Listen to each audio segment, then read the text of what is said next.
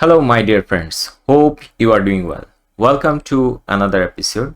And today we are going to discuss about project management. I am your instructor. My name is Narayan. I am a STEM teacher in a high school in New York and a former project manager in the software development industry. So based on my 12 years experience in project management, I am going to share my knowledge here in this video about project management. So here, what we are going to learn?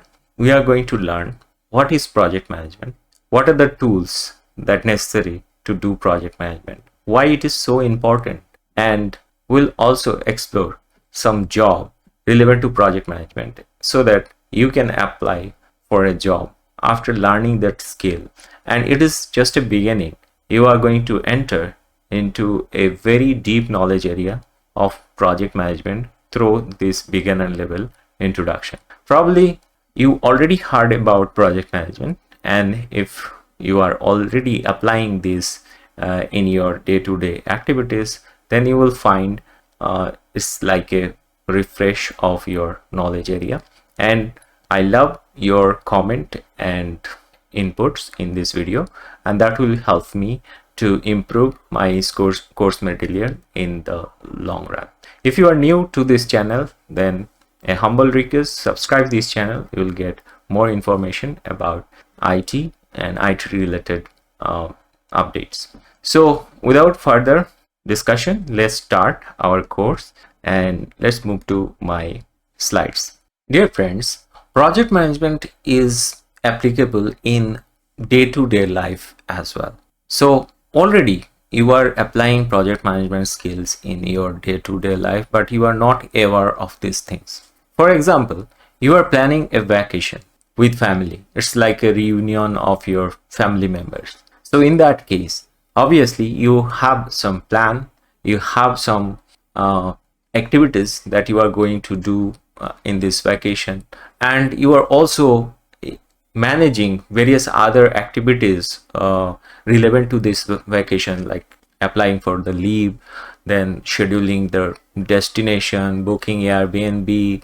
A lot of stuff is involved in these vacation related activities. So it is nothing but a project for you, right? So how we execute it, how we say that, okay, this project is successfully complete and this is just part of the life. So in every job role, whether you are doing a job as a teacher or you are doing a corporate job as a marketing manager, or you are doing some project management for IT related projects, in every project, or you are doing a project for NASA, in every project management's principles and rules regulations are just like the rules of the game, so that you can successfully deliver the outcome, the results. Okay, so in this session we will learn project management like a conversation between you and me, the way I learn it, and I'm going to share the similarly. So it depends on the organization how you are going to apply this. For my student, I think it is just a beginning, and what we want to achieve after this course, we want to achieve the knowledge level that required for project management. We want to understand what is project management, how to become a project manager, and when this foundation is strong, that will help you to study further on this particular topic, and you will understand how this project management is utilized in an organization.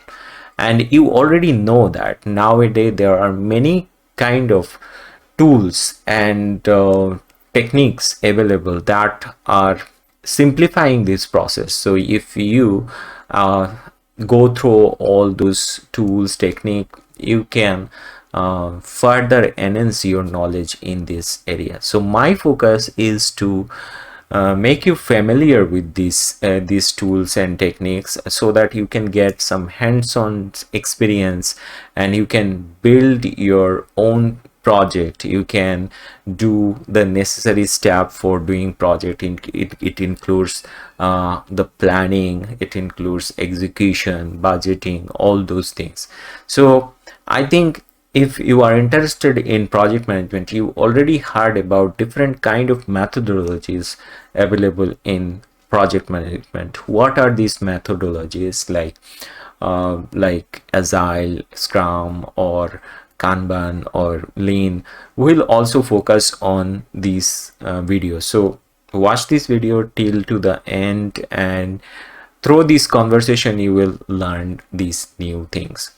And we'll try to focus on giving you right kind of example so that you can relate it with your familiar topics.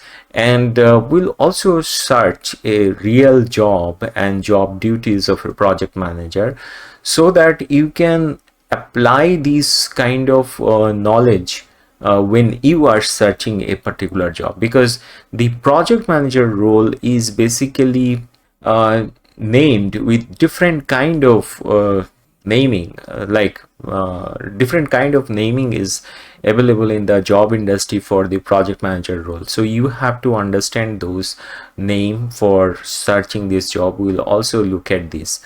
And most important thing is the certification. Of course, you need a certification to become a project manager for a big organization. But when you are starting for a certification, what kind of preparation is required for that? We'll also focus on that as a beginner level learner.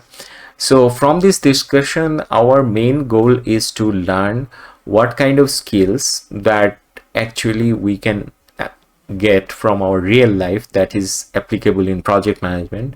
We'll focus on the different type of organizational structure, like when you are working in a team, then what kind of culture is required for a project manager.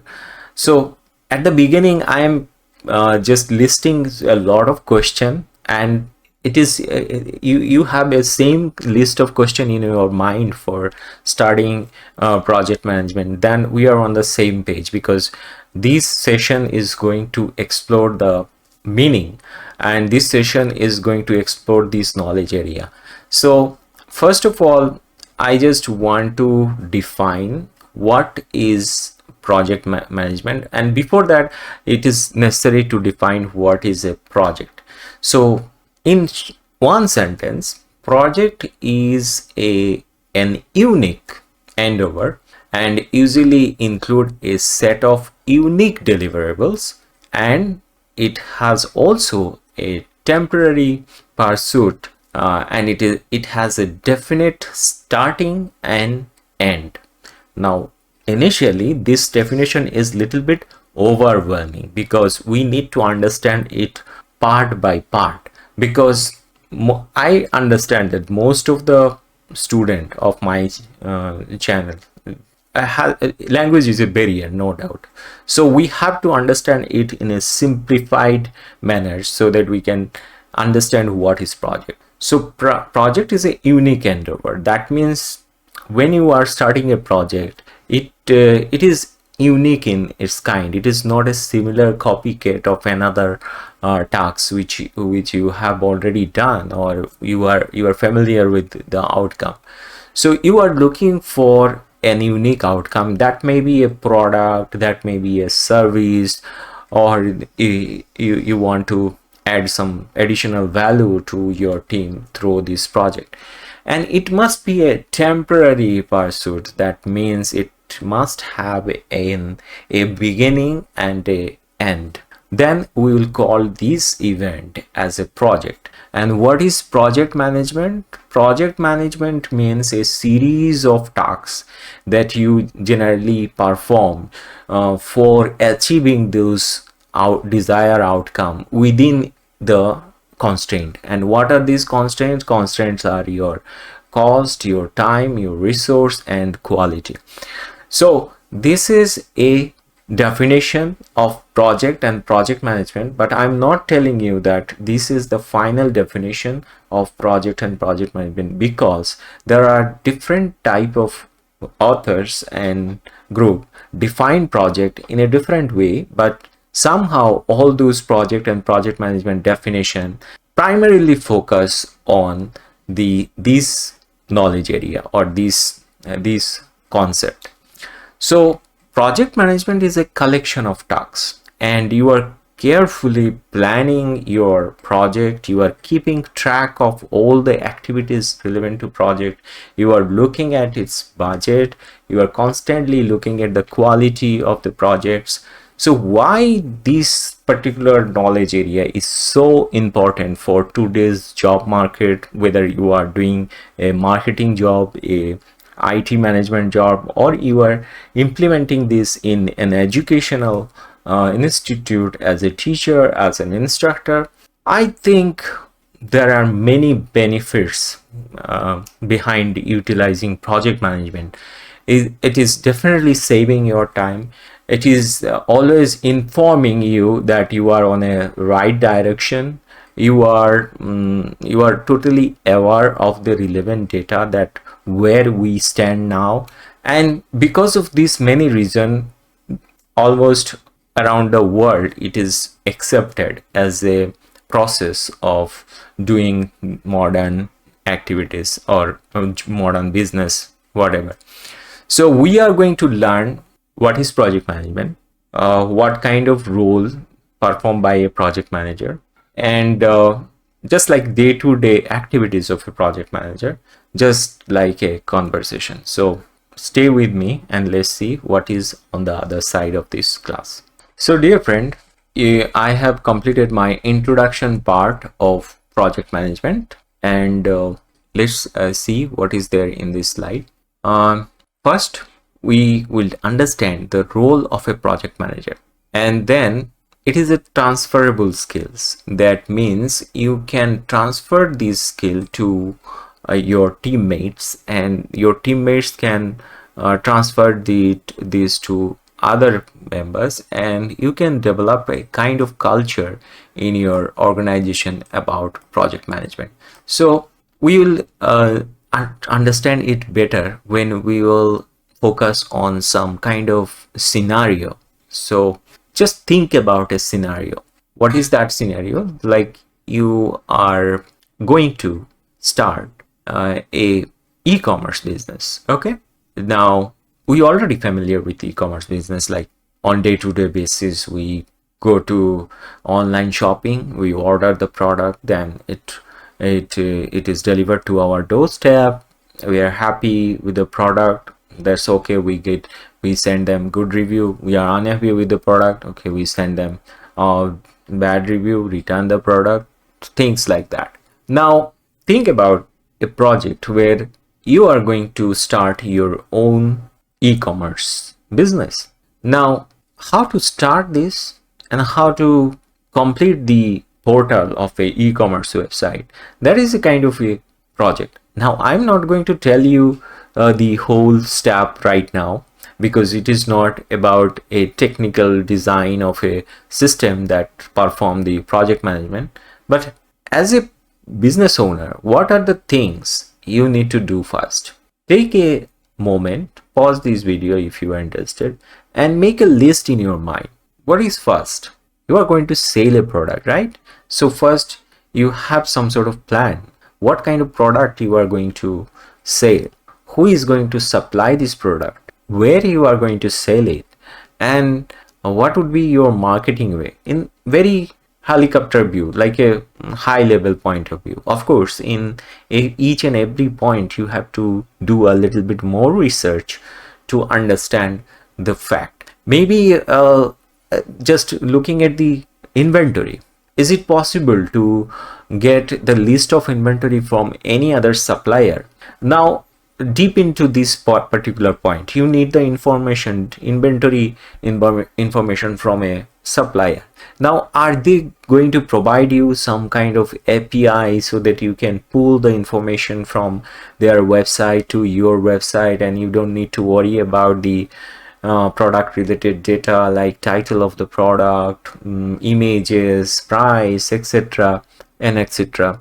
So as you break down the full requirement, you will find an idea what is the workload behind the project, and you will set a deadline. Okay, I have to finish this task like within 1 month or 2 months, so that it is fully functional and I can sell my product online.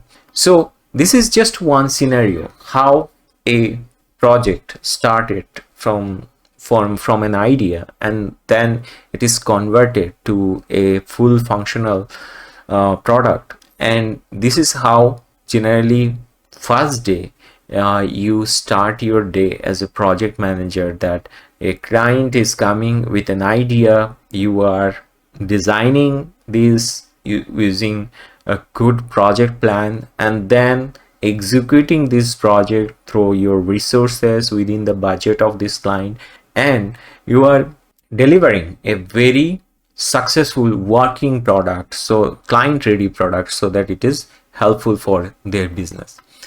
Now I just want to focus on a group of skill set that generally a project manager shows in his day-to-day activities.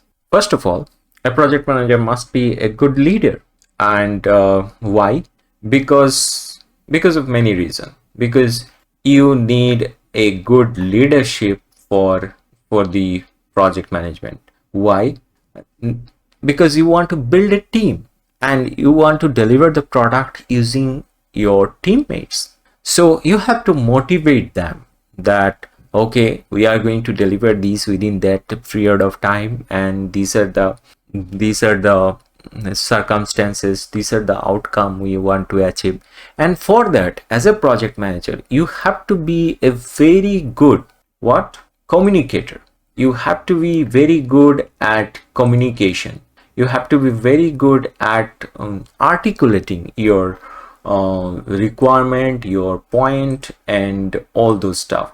And so communication is very important, because you are the Lisbon between the technical team and non-technical team. You are gathering information from the client, what is their requirement, and informing this information to your teammate who are very much technical, and they understand technical word, where your clients are generally non-technical. They want to understand the requirement, the deliverable feature, and all those things in non-technical language. So you must need to be a very good communicator, and your communication must be understandable.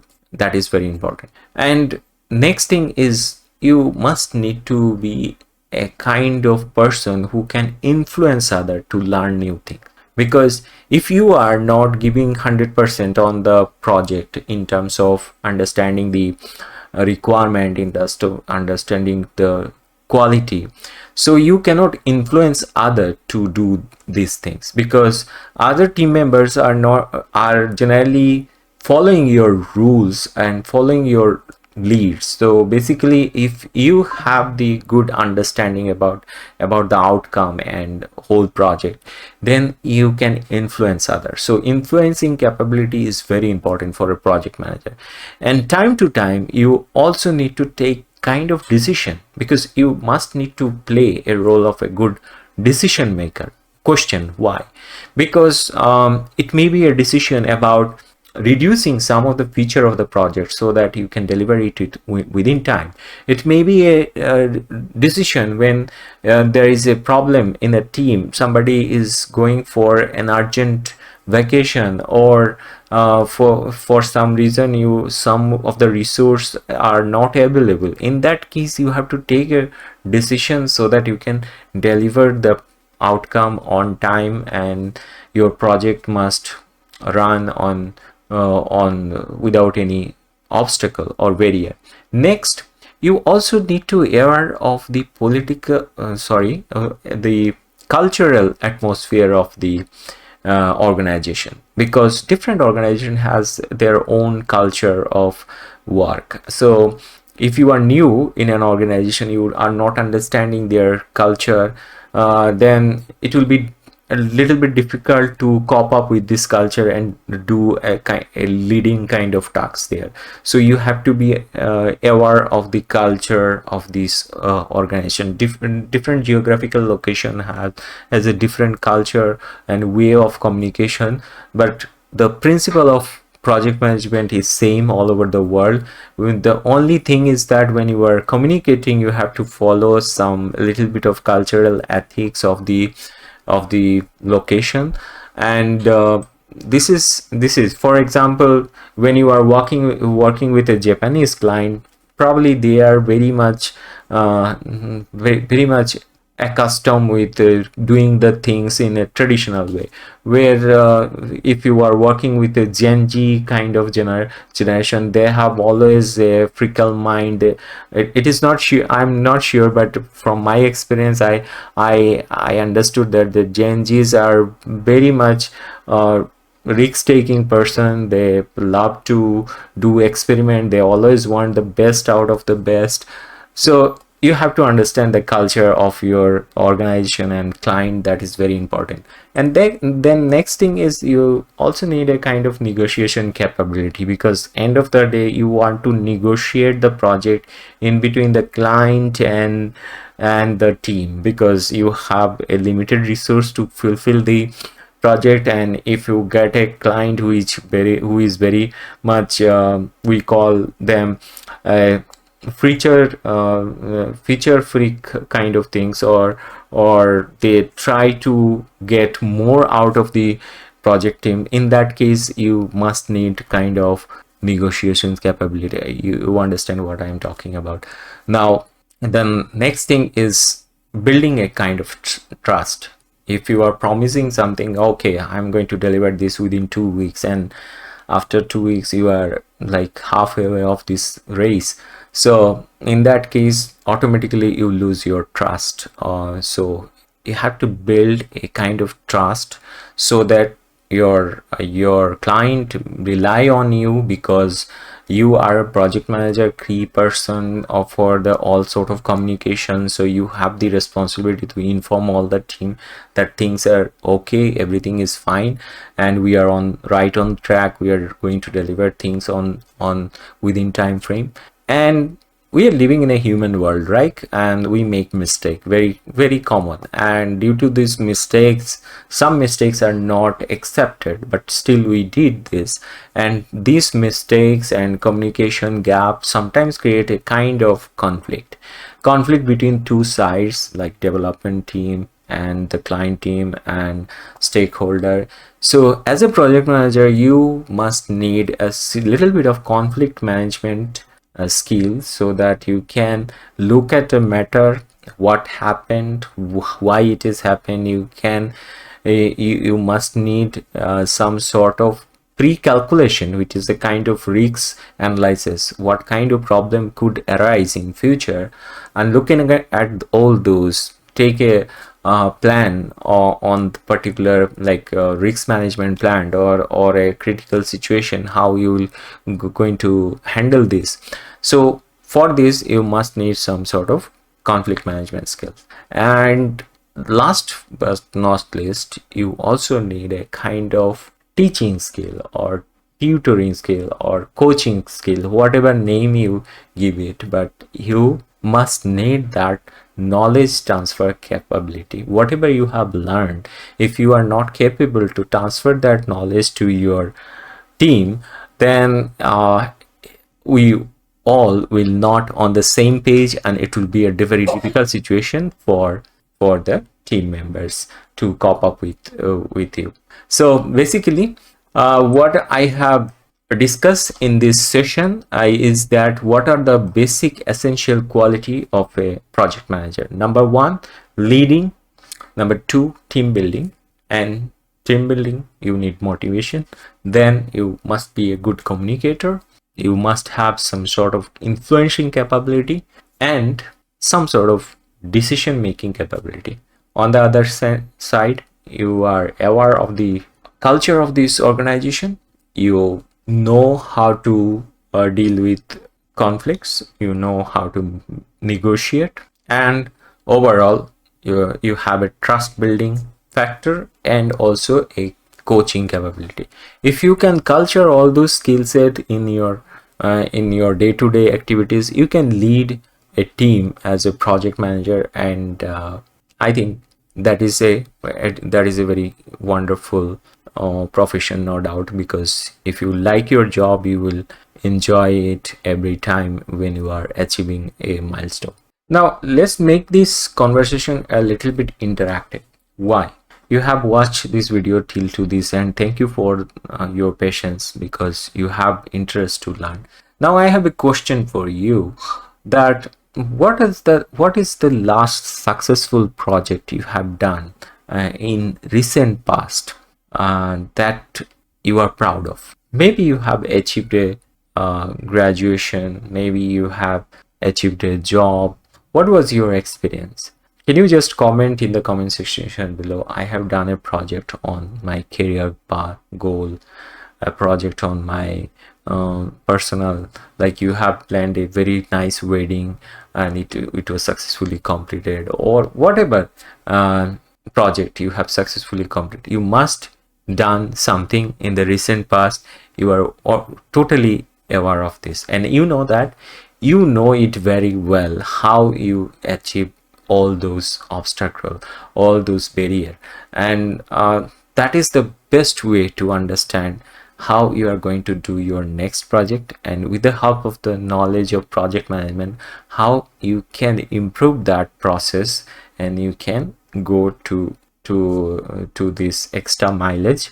And that is our goal through this course. Like after learning this project management course, you will be inspired to utilize project management in your day-to-day activities. So take a little bit of time and think about your last project. Probably you have a list in your mind, but be specific about one particular project that you have successfully done. Now I have a question for you.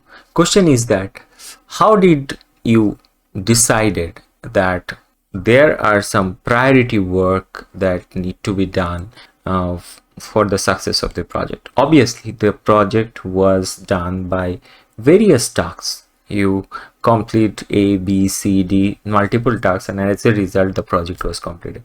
But how you prioritize that, okay, B is more important compared to A, or I need to complete the D or C first so that I can complete the D.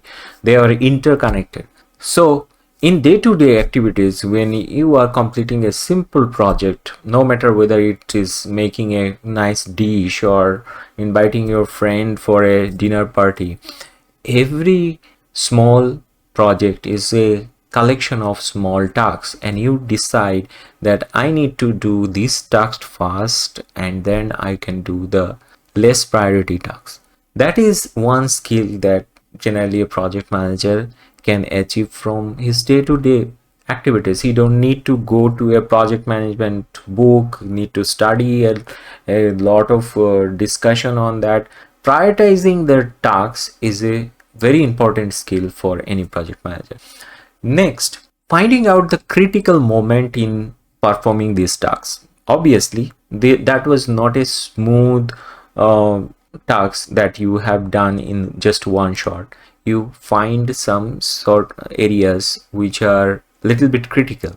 So how you handle those critical, try to analyze in your mind. And then how many times you took some decision that actually work like a project manager. Like you took the decision, okay, I need to take a very important decision in this point because it is important for completing another task. So this is kind of doing a job of a project manager. So I think from this example, you are now getting some sort of confidence that, oh, I already did some sort of project management tasks in my past, so it is not a new thing for me. I'm just studying it in a different way, isn't it? So dear friend, in this particular slide, I'm going to share you a kind of project manager roles requirement. Suppose one day someone is sending you an email and telling you that, okay, we need a project manager. Looking at this list of requirement, like he will be hands-on leading technical project for entire organization, and will recommend hiring of additional resources, and will bet out manage vendors, partners, and lead them in completing the project on time and within budget. Now he is responsible for various type of data source integration. Probably it is a e-commerce project that we initially discussed. And what else? Yeah, you must need some idea about marketplaces and how e-commerce businesses run, and you also need some good understanding about business intelligence, so that you can analyze the profit and loss, how traffics are coming, and how the business is going on. So this is the responsibility of a project manager. On day-to-day basis, you are doing kind of communication for this particular job role. Like you are managing the team, you are hiring someone who is capable to do the tasks relevant to this project, and you are also managing the vendors like suppliers, partners, and all those things as a communicator. So basically you are going to manage all this communication. Now this is a very basic requirement of a project manager. What kind of education, what kind of background you need, what kinds of technical knowledge you need, that is not coming at the first place. The first place, what you are going to do as a project manager. Of course, you will need some technical skill, you must need some educational background for this, but primary focus is on the job duty you are going to perform. Suppose you are a little bit more technical, and based on your technical capability, someone is looking for a very technical project manager. In that case, most of the day you will do some sort of technical writing kind of stuff, like you understand the environment where the application is building, and you, for example, it is utilizing say a particular CMS or a particular language framework. So in that case you must need a good knowledge over the tools. It is not necessary you have to be very good programmer or coder or a tester, because you will hire people who are skillful and experienced in this area. But when you are managing this project, you are just working in a very fast paced environment where you understand the requirement, quality, and the deliverables. For example, if you are a part of a very technical collaborative team, then you also need knowledge of the entire system, how it is working, how it is working on mobile environment and web environment. You are very mature about the architecture of the application, because your project is building this application for client ready solution, and you are dealing with the internal developer team. That project may be a group of developer working in this. You are collaborating also with the tech and the marketing team, who are going to market your product, basically who are going to market your end product, and what are their requirement. So you are also aware of these things. And it is also very important in a fast space, e-commerce space, you need to be aware about the security vulnerability issues, like why it is why there is some sort of security issues happen in an application or an app.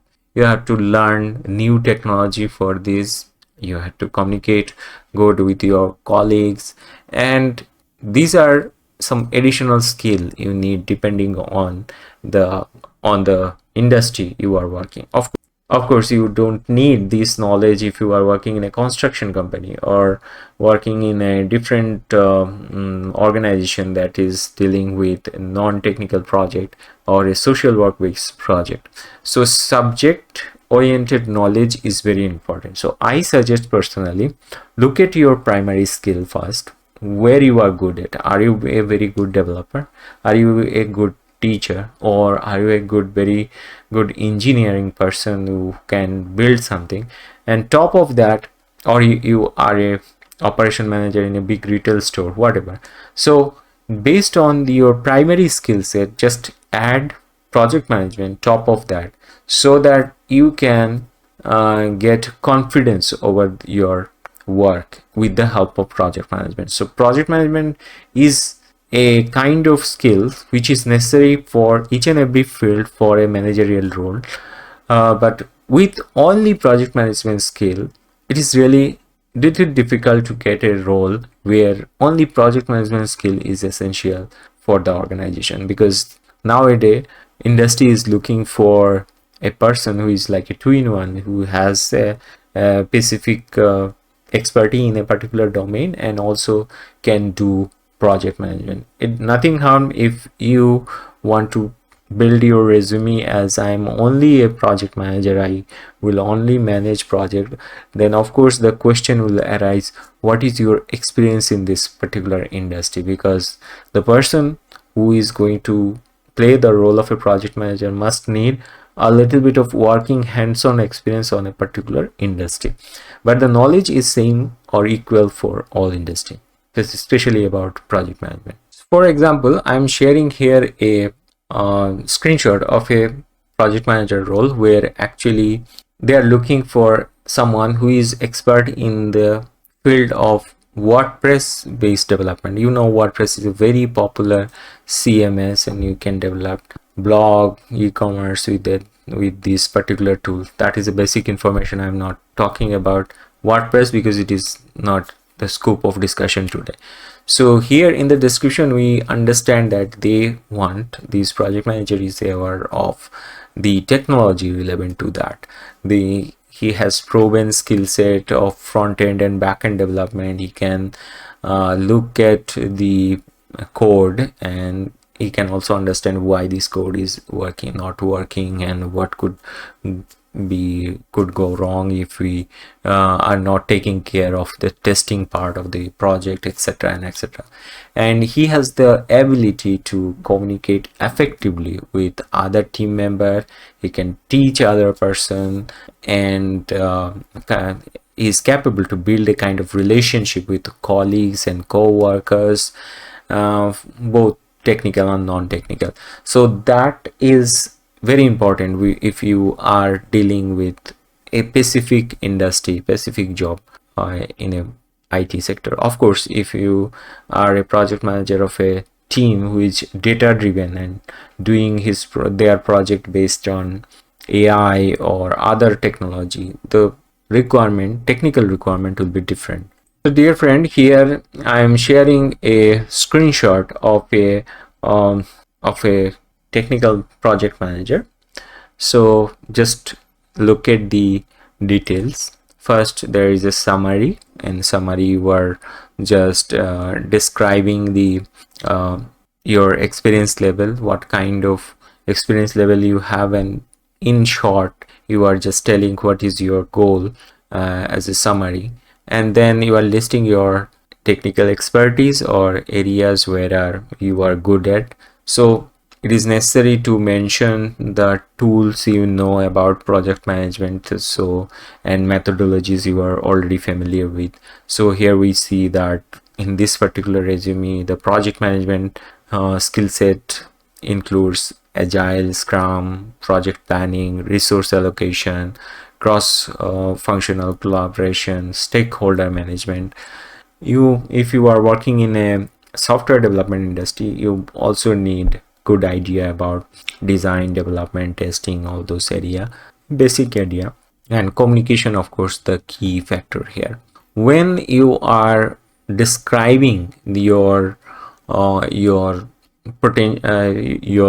skills in terms of the job role you have performed in the previous job. You are just describing your experience with some good actionable word. The matter of fact is that nowadays it is easy to make a resume with the help of chat gpt, but the problem is that the hiring team or hiring manager is already aware of this kind of technology, so they can easily understand the kind of language used by AI and the kind of language you are describing. So a very skillful HR manager can relate the company profile where you worked in and the kind of responsibility you have performed by doing a little bit of research.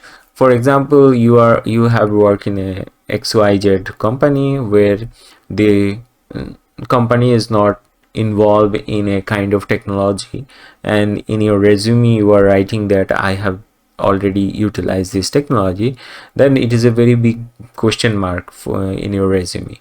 So the best thing is that try to write your resume using your own word. If you want to make it grammatically correct, use tools like Grammarly or other grammatical correction tools, but the most important thing is keep it honest, to the point, and clearly articulate what you can exactly do and that is relevant to specific job role.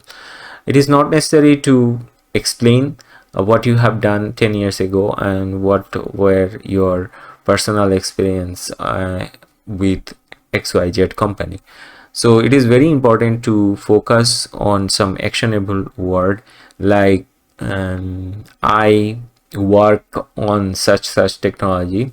Instead of saying this, you can say I provided technical direction and supportive support in a development team. Keep it very simple and short, and during that what are the kind of achievement you have done. So you address various type of technical challenges and research on finding out the solution. I maintain a very comprehensive documentation. Why? Not necessary to use too many adjective for that detail or documentation, that's fine.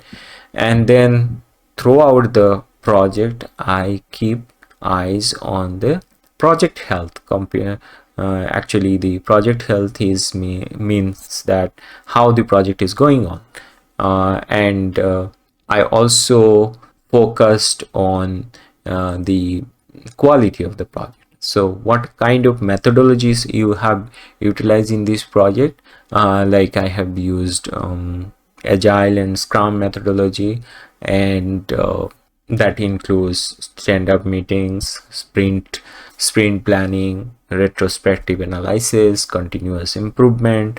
You can inform that to hiring manager, and remember that as many detail you are adding to your resume, be prepared to answer all sort of questions based on your real experience and real knowledge. That is universally accepted as a rule of project management, because you cannot make your own rule by breaking the existing rules. So it is better to understand what is exact rule and then try to explain it in your own words. So that is how you can prepare a very good resume. And in the education section you can just add your education, maybe high school graduate or bachelor graduate. Nowhere it is written that a high school graduate cannot do project management or a bachelor degree is must for doing project management.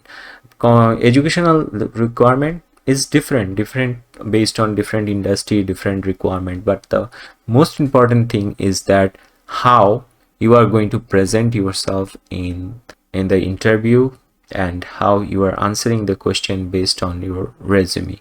Dear friend, till now we have discussed a lot about what is project management, and it is time to recap what we exactly learned from this. What is the definition of project management? So here is the definition of project management. Project management is the application of knowledge, skill, tools, and technique to project activities to meet project requirement. It involves planning, execution, and overseeing the work of a team to achieve specific goals within a set of time frame. So here some key components involved in a project. One is project scope. Number two is project management. What is project scope? It is all about what the project will and will not accomplish. Scope is the clear boundary that explain what is included in this project and what is not included. So scope, defining scope means you are creating the outline of your area of work. Now time management is the next important point. Why time management is important? Because planning, controlling of schedule, everything is depending on the allocated time for the project. That means if you are doing something like a robust project, it will take more time. If you are doing something a very small kind of task, it will require a small amount of time. Now the next thing is cost management. What is cost? We already know cost is about the budget. Always our feature of the project is depending on the budget. If there is a huge amount of budget, you can add more feature. If the budget is small, you have to be satisfied within the small number of feature. Then quality is something that you cannot compromise. For assuring that you are delivering a quality product, you have to maintain some sort of standard, and there is always some sort of best practices available that one can perform in a day-to-day basis.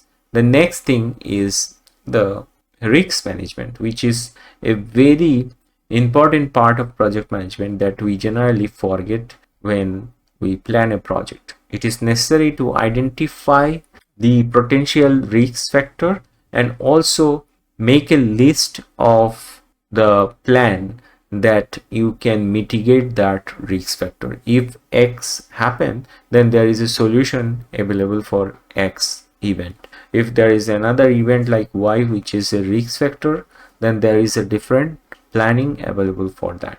Now next is stakeholder management. Now many of our student is not familiar with who is the stakeholder. Stakeholder is everyone related to this project. If you are developing an e-commerce website, definitely the owner is a stakeholder, and also the end user, the customer who is going to buy product from this website or application, they are also a kind of stakeholder. You have to think about their expectation. Now there are some key concepts that generally modern days software development user utilize. So dear friend, let us try to understand these skill areas of project management technique. So you can see in this particular diagram, there are 6 major areas where a project manager can utilize it as a methodology. Now let me put it in another way. Like there are 6 different techniques available for doing the project management. Number 1 is work breakdown structure. So under work breakdown structure, you decompose the whole work into separate small tasks, and then you create a WBS, work breakdown structure, for the project, and you complete each task as a package, and you write all the description of all those small part of the tasks, so that we have to complete part 1, part 2, part 3 of the project in this way. So this is a very simple way of doing a project, which is called the work breakdown structure. Now this one is the very basic form, so we are going into anti-clockwise direction. See, there is another way which is known as waterfall or linear method of project management. In waterfall project management, initially you defined all the requirement as a scope of work, and then you start building one by one. So you implement the feature and then you also maintain the feature. So in waterfall method, the project owner need to wait for a certain amount of time to see the outcome, because initially you defined a list of item as a scope of work and then continuously working on that for completing it, and also maintaining the quality of the project. So here the most important thing is that the project owner is not capable to see any progress before the completion of the project. There is another method which is known as Kanban method. Now, Kanban is a Japanese word. Generally, this particular method is most popular because here you divide whole project into separate part, A, B, C, different part, and each part is like a small task. So a big project is a list of small tasks. Of course, you are utilizing the same methodologies of work breakdown structure and waterfall method, but here you are creating a chart, and that chart contains like 3 columns. Like one column is for to-do list, what you want to do. Next column is to see what are in progress, and another column is to see the list what is already done. Some guys also add another extra column to see what are the backlogs. So here the first column is to do, second column is like progress, and last column is done. So when one task is starting, you are moving these tasks from the first column to second column. When it is completed, you are moving these tasks from second column to the third column. So in that way, the project goes in progress. But there is a point when you see that some of the tasks are actually not completed, so you can put that tasks on the backlog for future, as a future task. Now there is another method which is known as the Gantt chart, where it is actually a task breakdown. You can graphically represent the tasks, which task is coming fast, which task is coming after the first task, completion of the first task. So it is a kind of graphical representation of various tasks in a timeline, so that you can see which is preceders and which is successor. Like task 1 must be completed for starting the task 2. So this chart is helpful for the project manager. There is another method which is known as the critical path way. Now critical path method is consist of another 3 major things, like shortest time of completion. Like when you are developing something very within a very short time, you need to find out the shortest way you can complete it. You have to think realistically for completing these tasks, and you also need to aware of the timeline of completing these tasks. This methodology is not so popular, but the most popular nowadays in the market is Agile or Scrum.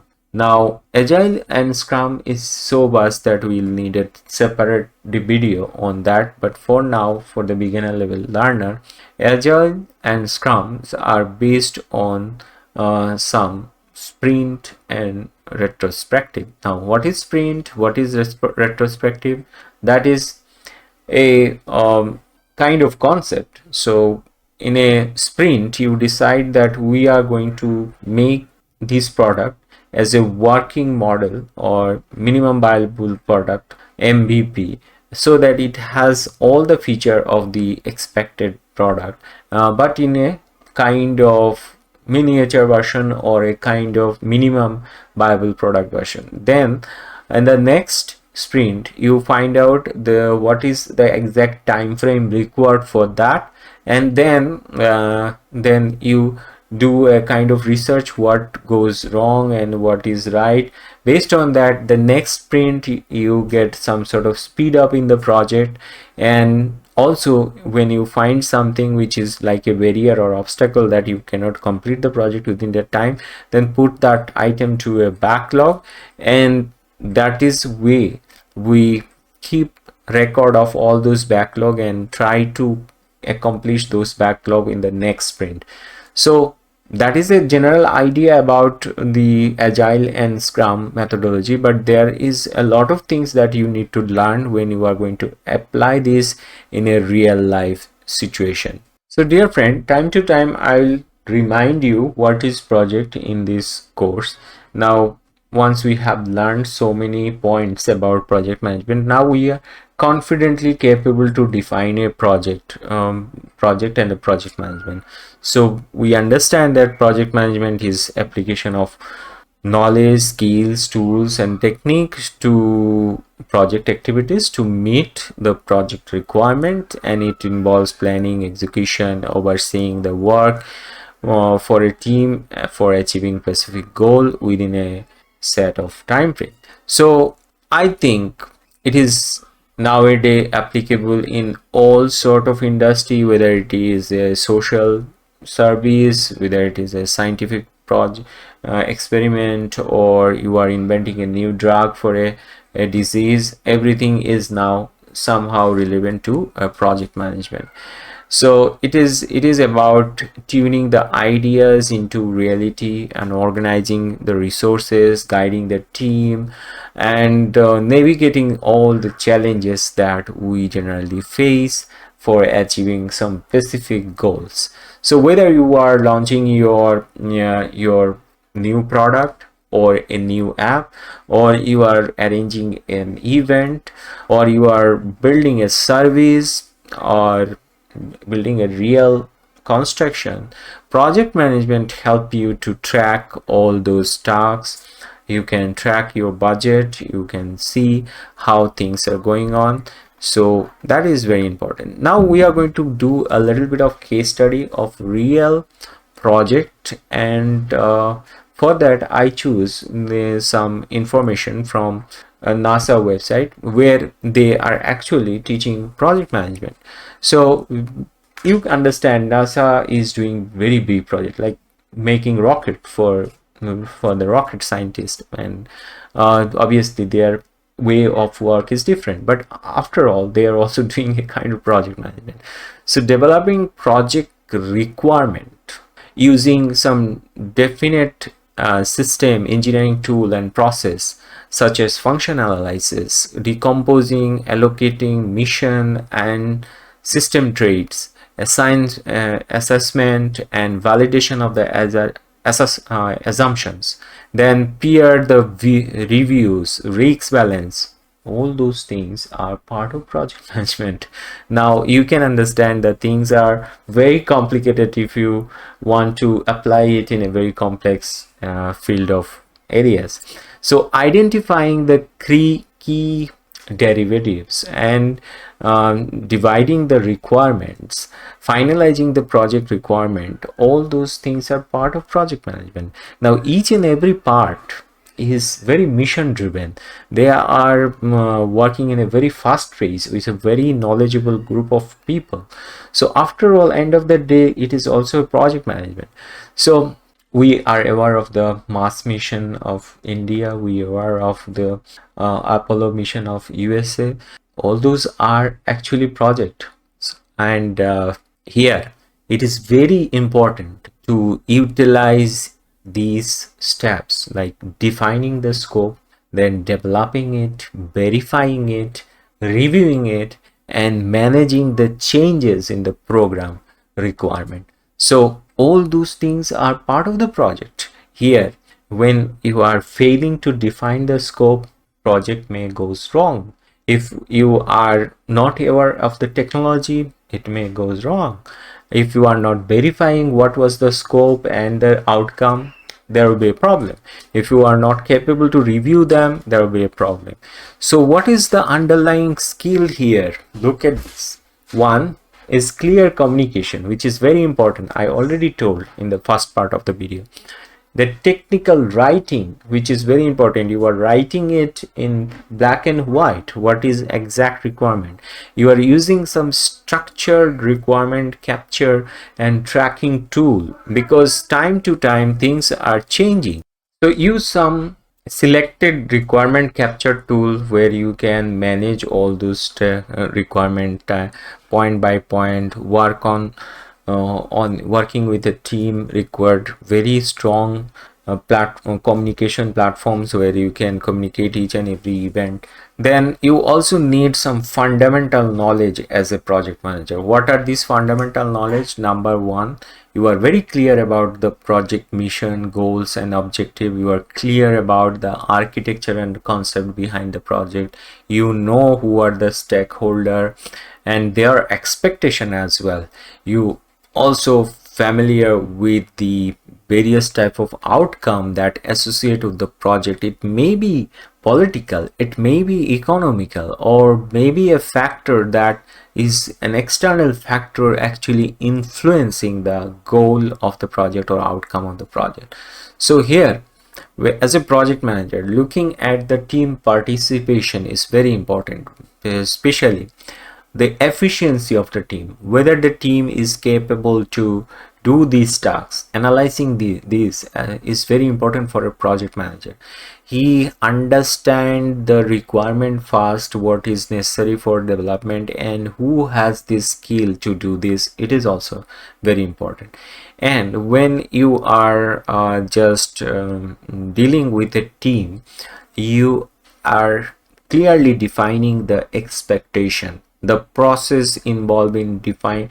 When the requirement is defined clearly, and you made an assessment of the team, what is their capability, then it is a very important matter that all the team members are on same page in terms of concepts, projects plan, then associate resources, and they're aware of the expectation of the stakeholder or the end user. So here you need to be a very good communicator to transfer all those knowledge to your team, whether you are doing an IT project or a rocket science project, it doesn't matter. So the process of decomposing the requirement of the product owner is very important part, where team is not actually playing the role. Here project manager is playing the role. So here, as a project manager, you are someone who is very clear about the requirement. You verified them, that what is your assumption and listing about the requirement is it is properly described in the relevant document. We'll talk about the document in the later part, but here it is very important. What is the requirement baseline, and is there any trackability of tracking those tasks, whether it is complete or not? How someone maybe you are not the most senior project manager, you are a junior project manager, maybe someone else is guiding you as a senior project manager. So in that case, how he can track these requirement?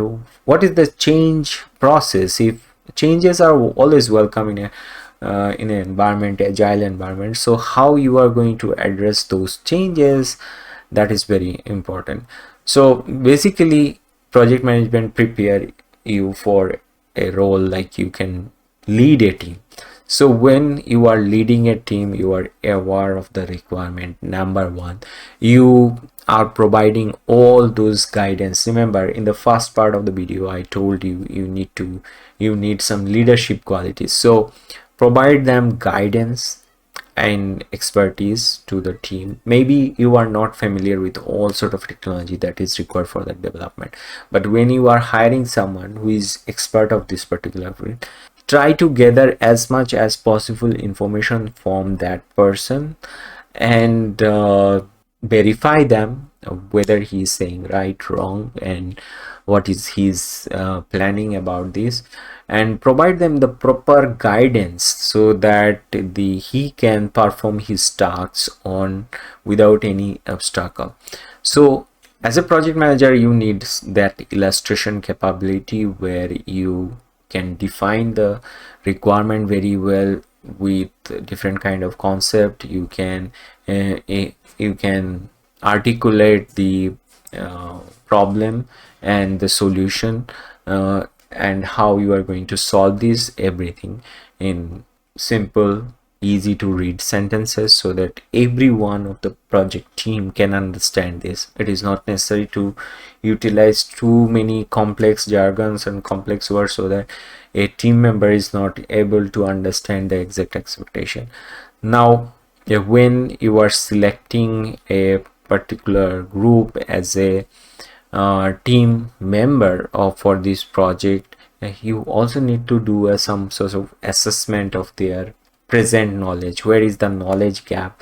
If you are capable to find out, okay, this person is actually not understanding this because he has no experience about a practical web application. Maybe he's good at coding because his academics are good, he was very good in doing programming, but he has very little exposure to utilize his knowledge in a real world. So in that case, you have to find out this knowledge gap and review them, demonstrate the how to become an expert in this particular field, specify them the requirement once again multiple times. For repeat yourself, it is very common for a project management scenario.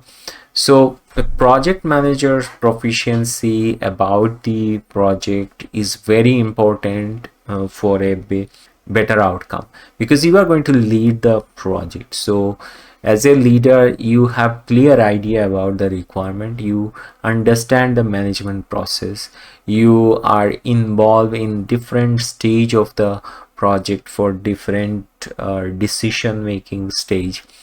So when you are obtaining some sort of feedback from your customer about the progress, you have to take note of this. You have to be very good listener here. Define and review. If a customer is moving and directing you in a different direction and just moving out from the scope, you have to verify where the scope is going in a different direction, and you have to maintain these particular changes as change log. It is not only important for managing the budget, but it is also important for completing the tasks on time. So here the most important thing is that select some tailor approach, because one size not fit for all. Type to type project need a different type of approach. It depends on your creativity a little bit, and also how you understand the basic principle of project management, because an efficient project manager is capable to analyze the whole project in terms of its feasibility, its readiness, is he is capable to decompose it at a smaller part, so that each part is again another small project within the project. Now, how to understand the proficiency level of your team? Is it possible to set some sort of challenge for them? Look at how they overcome those challenges and how fast they overcome those challenges. So when you are overseeing a project requirement and obtaining them from your client, you need to be very open-minded in terms of listening the client and client's pain point as well. So there is a process of gathering these requirement. You have to set a kind of questionnaire first, and based on that questionnaire, try to listen more and more from the client, instead of giving a lot of input from your background knowledge. That is not important, because as a project manager, you are not the owner of the project. What is best in terms of your consideration may be not the exact expected product for the end user. Maybe the product owner has a different idea for doing this project. In that case, you need to be very very much good listener in this particular field. So dear friend, you can get this case study in the NASA website. When you are getting a good knowledge, background knowledge about project management, it is necessary to visit some case study that are completely accessible from different website about project management. Read those case study. For example, here I'm just giving one link, and this is what make an NASA project manager. That is a case study. You will find this website on Google here. They are actually looking for a switch knife. This illustration is very fantastic. So a NASA project manager include technical, cost, schedule, and team management aspect of their project, and the PM must deal with the people and problem continuously and must evaluate the risks involved in each decision. So when you are putting the shoes of this kind of role, you are already developing this skill inside your mind, because in get plus mindset you are the student who is getting the plus mindset. You know that when we set a new mindset, we can deliver things bigger. So every small details will sometimes provide you a kind of consciousness about the subject matter. So when you are getting a chance to read something very interesting like an article, read about it. It will give you better knowledge instead of reading a whole book or watching a very long online course. You read some case study that will help you to gain better knowledge. So here in this case study, some project manager consistently meet these challenges with some effectiveness. And it is very important that in my 35 years in NASA, 9 years of consulting in NASA in commercial aerospace company, I consider myself, that is the author saying here, I consider myself fortunate. I have participated in more than 50 space flight projects ranging from 100K to $1 billion project. So if you go through this case study, I think you will get a very good idea what exactly project manager does in their day-to-day activities. And when you are looking at a small project, it is not that like $1 billion project, like building a rocket for sending it to Mars. So first thing first, define the scope of the project. What is the scope of the project? It is just like break down the requirement.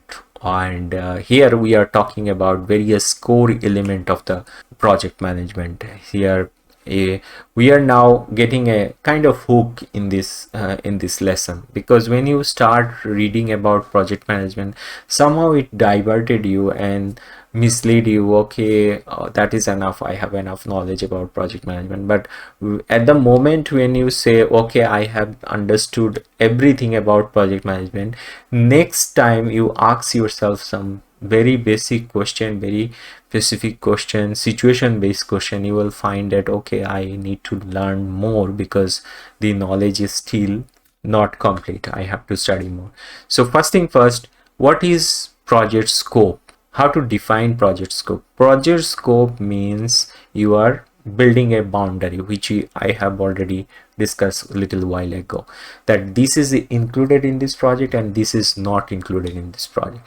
So in this outline, you are also defining what is the goal of the project and also what is the deliverable. Now deliverable is a word, is coming from the word, derived from the word delivery. Delivery means a food delivery. You are sending a food to a customer is happy with the food. Okay, the food is very tasty, I'm giving you a very good review. But when you are delivering a bad food, customer is not happy. You are giving, he is going to give a bad review to your restaurant. So similarly, when you are delivering a project as a good outcome, result, or service, it think about the deliverable items. What are the things you are going to deliver? Deliverable items are actually defining what is out of scope. Deliverable items are actually defining what are the what are the items we are going to provide the customer.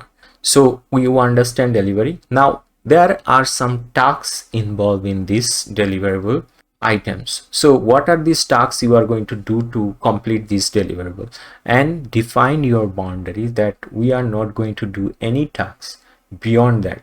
I am giving you one example. You are delivering a website development project. Now it doesn't mean that you are also working for this project marketing part, because your project deliverable is just a working website. Doing marketing for this project is a different story. It's a different kind of task. The after the task scope definition, the next thing is the time management. Now we all struggle in time management, especially in our day-to-day life. You reach to your office, take a little bit of extra time. There sometimes due to some urgency we fail to meet the deadline of reaching the office at the time on time. So customer is expecting that you are going to deliver the product on time. So time management involves a proper planning for that. Like you, tomorrow morning you have a duty at 9 p.m.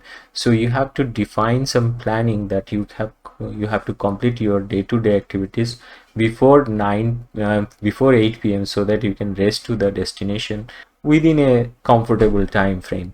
Similarly, when you are delivering a IT project, it requires designing, development, coding, testing, and again refactoring the code, optimizing the code, checking the vulnerability. Many tasks are involved in an IT project. If it is a marketing project, the story is different. You are going to plan some campaign, designing those ads, running those ads, changing the keyword, and looking at the analytics, how they are performing, changing the plan, and looking at the outcome. When you are doing a construction project, is a different story, how to collect all those resources, and then looking at the design, the construction planning. As I am not from a civil engineering background, I cannot tell you the all the steps, but depending on the project kind of thing, the thing will be different, the challenge will be different, the tasks will be different. When you have planning and control over the project schedule, you can ensure that you can manage the time.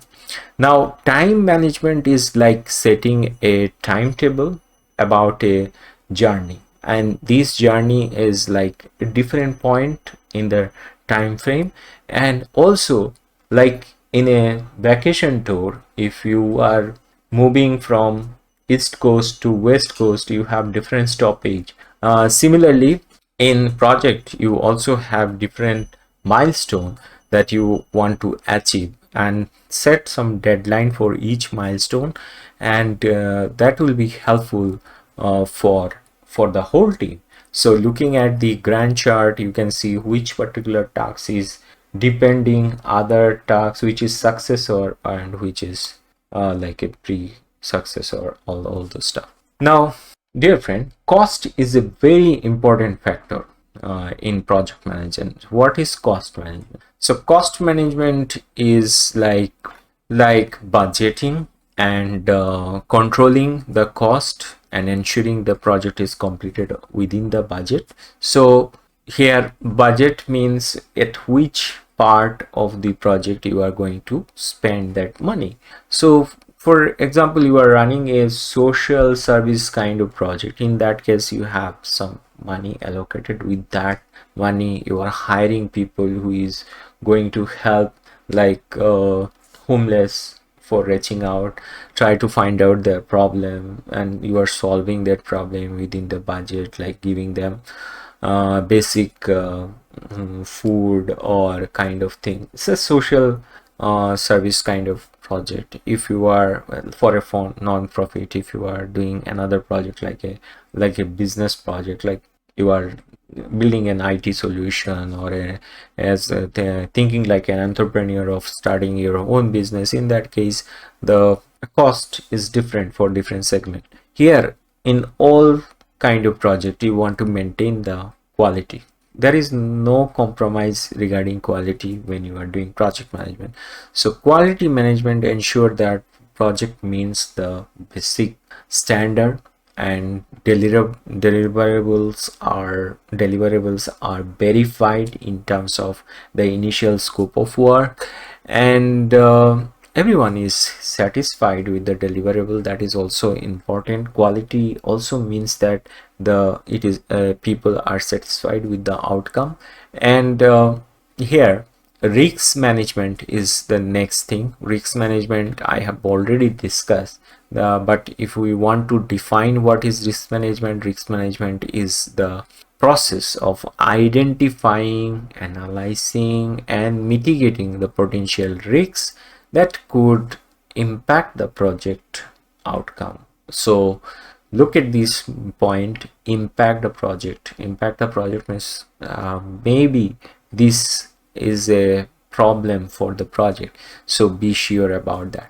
Next is stakeholder management. What is stakeholder management? Stakeholder management means you are managing a good communication between the development team and the non-technical member of the team, that may be the client, the other stakeholder like end customer. You can use some sample customer, end user, in a project for kind of survey to find out the feedback they give you in terms of reviewing your application if you are doing an IT project.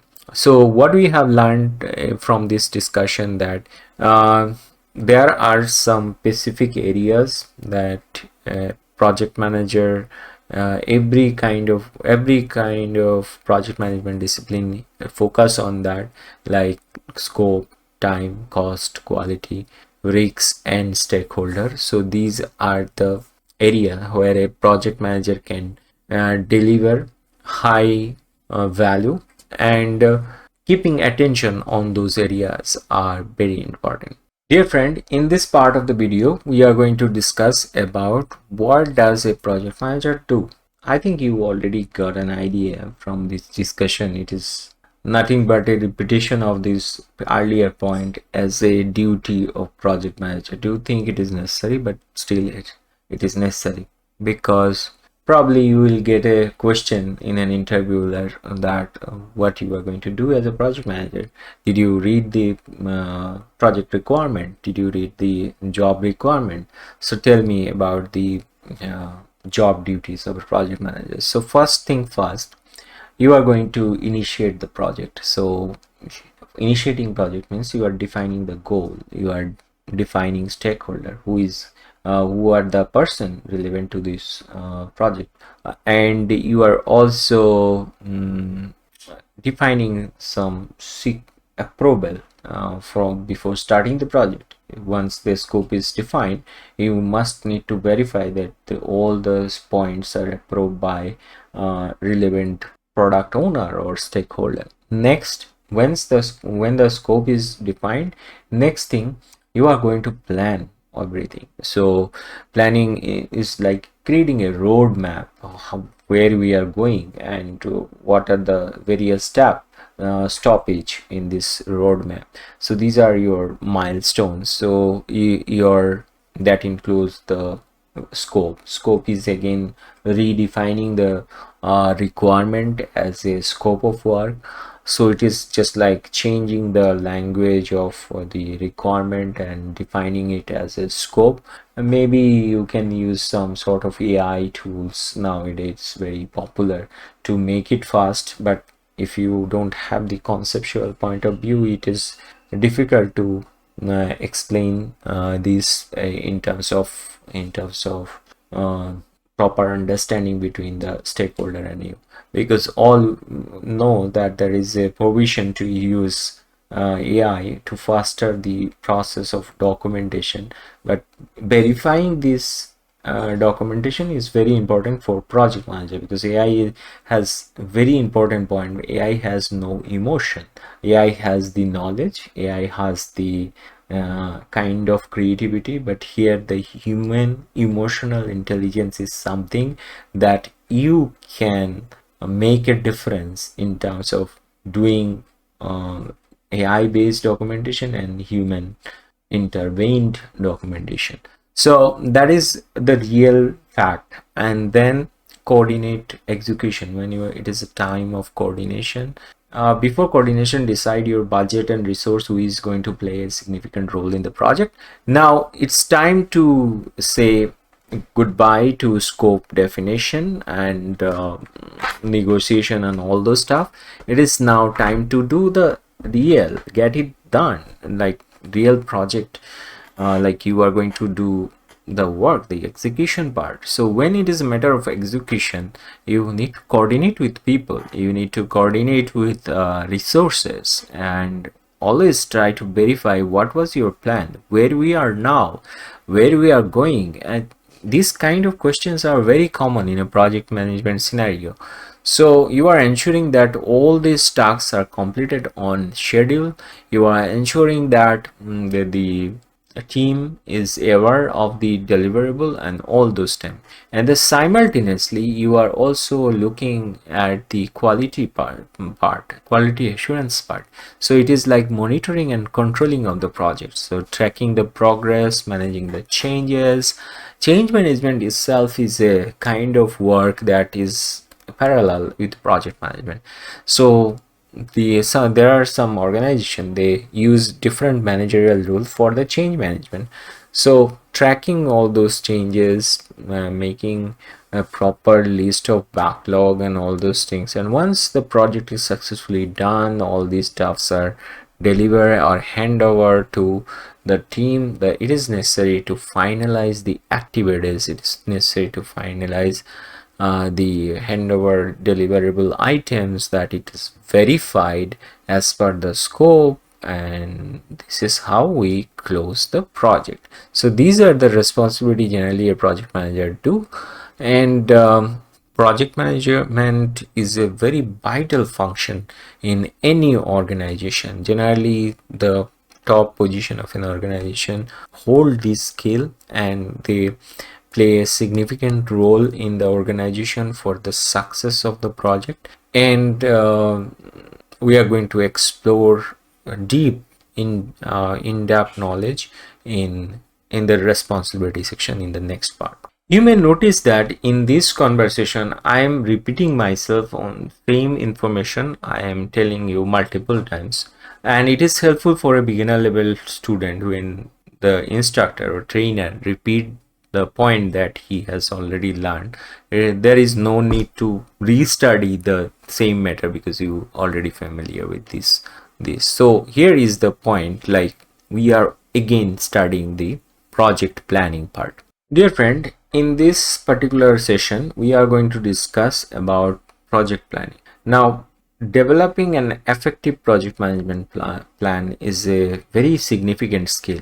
It includes the technical integration of the project elements, small, moderate, and complex project. So we can define various type of project within these three categories. Like it is a very small project, no challenges, you know the outcome, and you don't need to put a lot of effort in this particular small project. Of course, you will maintain the principle of project management. If it is a moderated amount of project, a little bit challenging project, you have to think, you have to plan it accordingly. If it is a very complex project, the planning is a very vital part of the project. So it includes the scope definition. Scope, what is scope? We have already defined. Scope is like a kind of boundary we are creating around the project. So this is within scope, this is out of scope.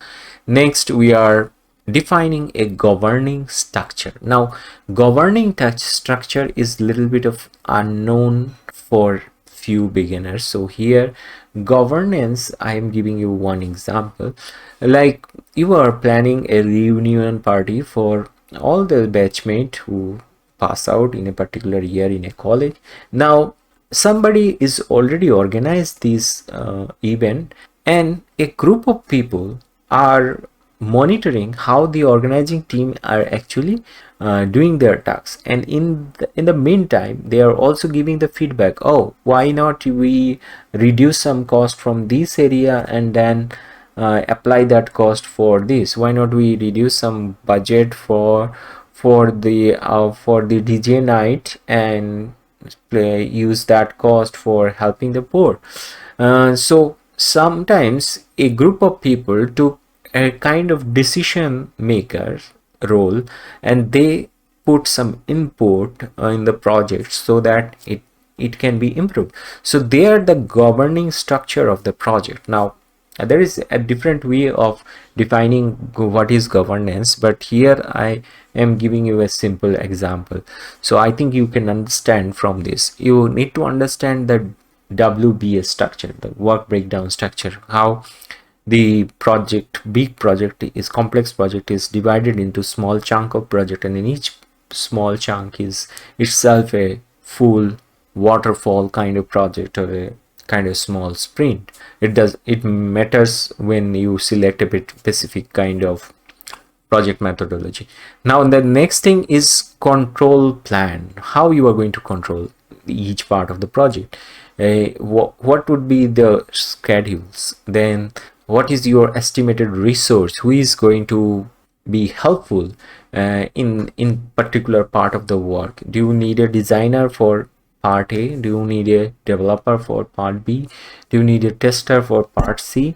You need to be very clear if you are developing something as a tech project. Now the next point is the budget allocation. Of course, budget allocation is a very important part here. Your various activities are depending on the amount of budget. It starting from the launching, operation, tracking, and disposal. Like four different concepts are involved in the whole project. So whatever product you are making, it has a definite life cycle. It will not run forever. There will be a time when you have to say goodbye to your project. Okay, it is not applicable for present scenario, but the lifetime when it was started with a specific goal and continue, who knows, one day people will say, okay, we don't need any more the app like Uber.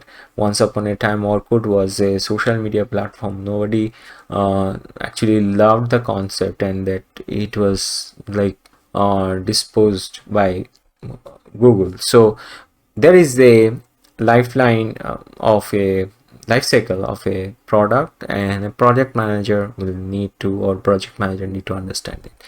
Underlying the skill here, communication skill is again very important, technical writing is important, leadership skill is very important.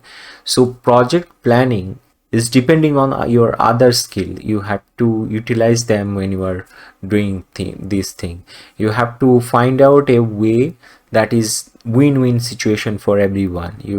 It is win-win for the dev team, it is win-win for the product owner as well. So you are, because people first and project goal, mission, objectives all are relevant to people. And it is my understanding, and project architecture and concepts all are some fundamental knowledge that require for proper planning. So here clearly define the end user or stakeholders expectation.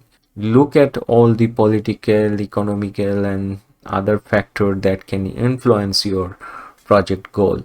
When you are dealing with a very complex project which is very mission driven, you are not sure about the outcome, there is a lot of expectation about the project outcome. In that case, you have to think like a program manager instead of a project manager. A program manager is basically someone who is running multiple projects together for some specific reason, and he is taking care of the various type of activities relevant to small projects. So each small project is led by some junior level project manager, and as a leader of the team, you or captain of the ship, you are going to work on multiple projects together. You are connecting various type of resource who are cross functional. You are highly result oriented person, like you are focusing on the result instead of a lot of documentation. So the lead process is like obtaining approval and then implement the feature in the application. So and it is like a lot of. Dear friend, in this part of the video we are going to talk about various type of documents that generally a project manager use in his day-to-day activities during developing a new project. So what are these documents? So basically there are various stages of a project. You are all now already familiar with this. So first stage is the planning. During the planning stage you define the scope. So in software development project we call is like the software requirement document. So here you can utilize various type of tracking point, like what are the requirements, what the clearly defined requirement. There are some fancy word that utilized by different project manager or PM office, and those are like PM office action plan, like PM office business cases, PM office communication plan, risk mitigation plan, PM office KPI dashboard. So all those things are fancy. I'm saying fancy because when you are not getting chance to utilize those in a real life project, it is still fancy for you. But don't worry about this, because when you are getting a new document, trying to understand why it is created, what is the purpose of the document, you can get a template, you can modify it, you can align this according to your project. The next thing is that change management. So there is some basic understanding about change management. When you are providing some services, you have to maintain some standard. So ITIL is a standard for managing some change. Basically IT service companies use that standard. And you also need some impact assessment for change. Next thing is procurement related documents are like various type of resources that will required in the project in the long run. So you have a proper procurement policy, how things will be approved and how things will be ready for purchase. Then how you will manage the various type of risks, how to report an issue relevant to project, where the team or team member will approach if they find some sort of issues.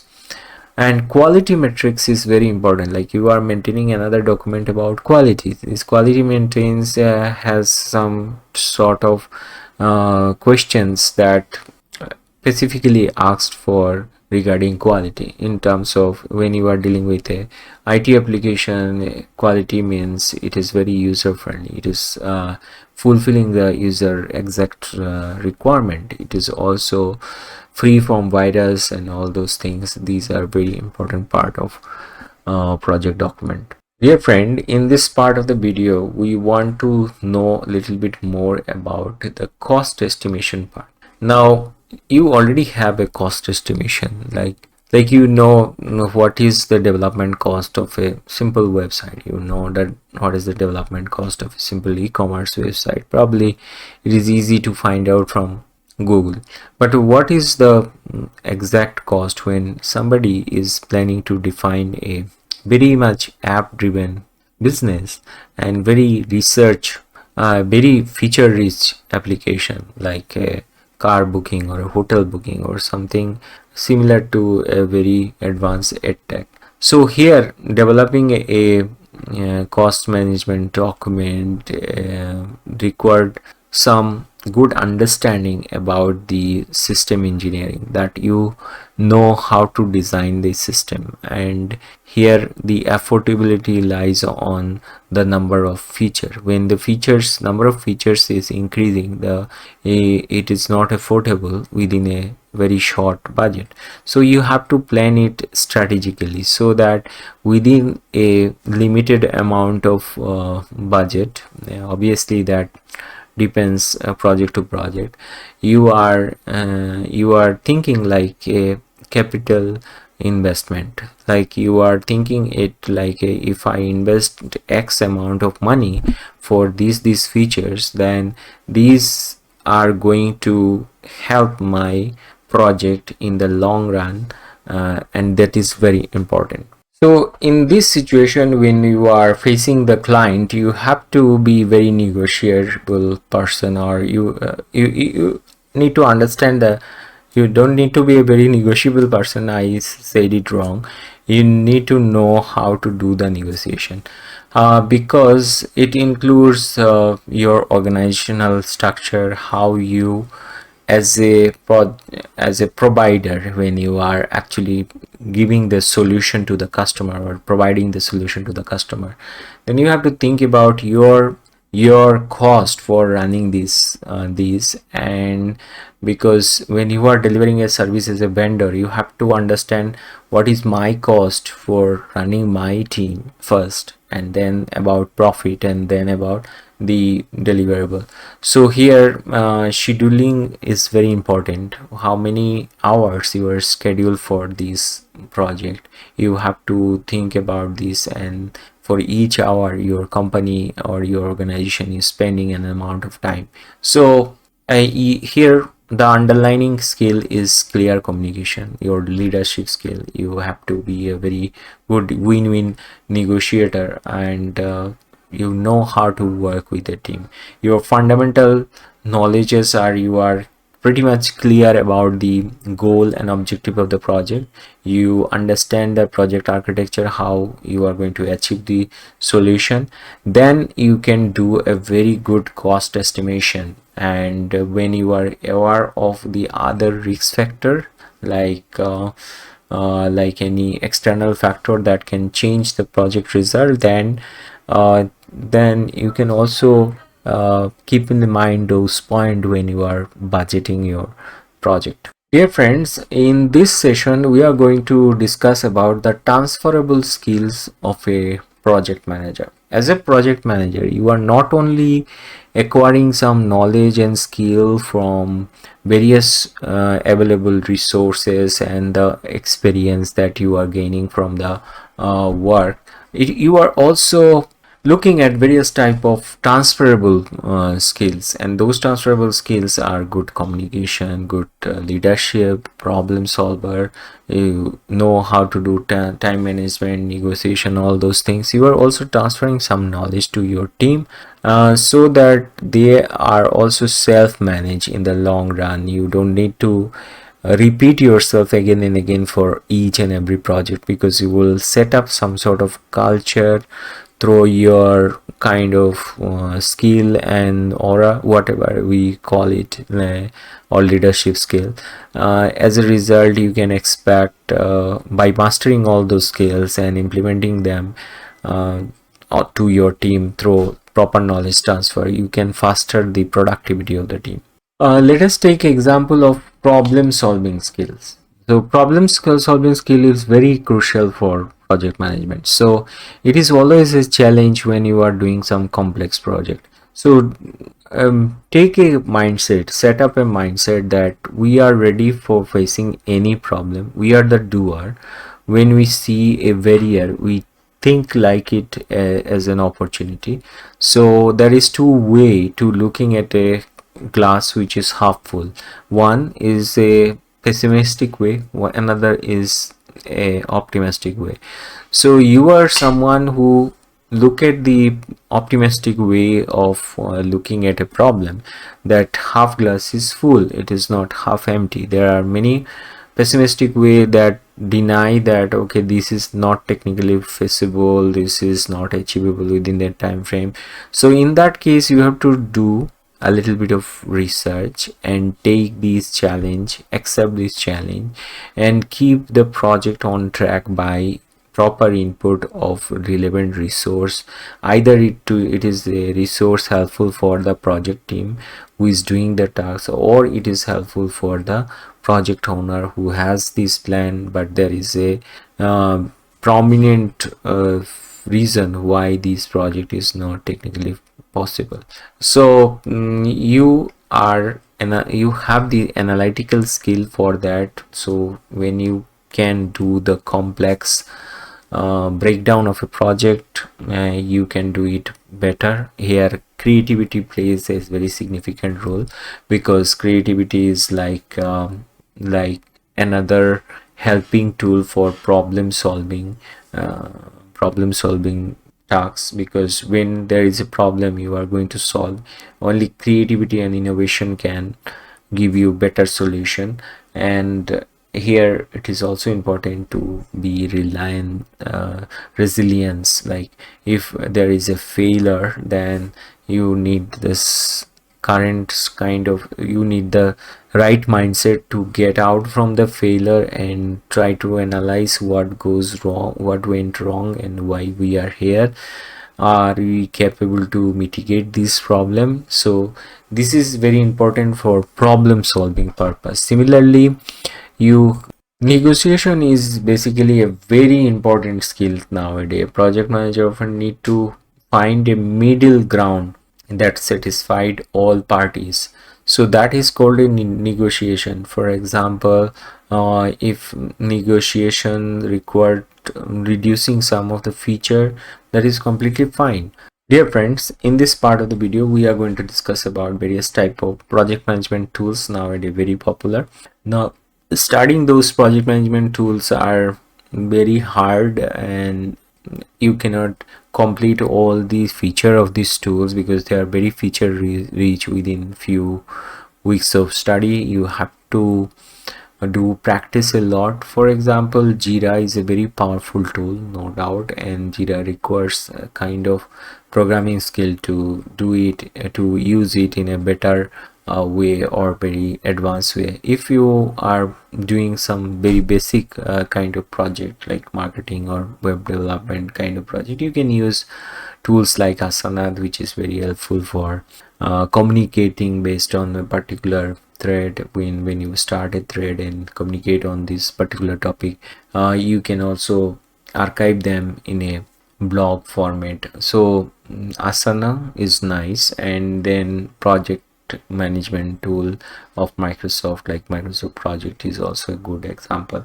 But when you are industry specific, you are going to utilize some very basic methodologies that may be moving the car, that may be a very simple kind of things. So it is very important why a technical project manager need to work on his technical knowledge. Number one, as a project manager, you are going to participate in all the discussion that generally occurs in between the development team and the product owner. So here as a project manager, you are like a host in this debate or conversation or whatever is going on. So for clarifying the scope, for defining the scope of the project, so participate in those technical discussion required a thorough study of the requirement, a good listener as well. You have to listen both sides, the product owner and development team lead. So here, if you are not aware about the engineering development that required for the project, then it will not easy to understand this communication. You will get a very shallow idea about the project outcome.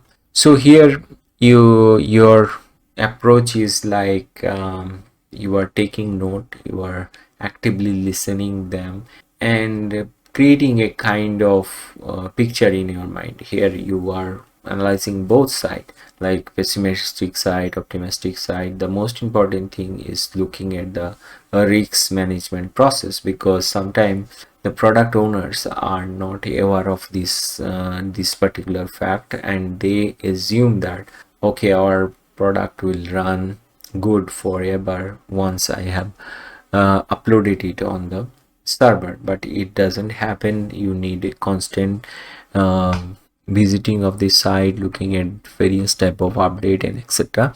So these are the factors that a project team can do, then that the project team can utilize in a real life project. Dear friend, in this part we are going to discuss about what are the degree and certificate that necessary to become a project manager. It depends on the organization. Educational path is very important. If you have a degree in IT, information technology management, if you have a degree in business management, that is helpful. But if you are starting your career as a junior level project manager, it is not necessary to be a graduate for this kind of role. But nothing harm if you have a higher degree in this for this role. If you have engineering background,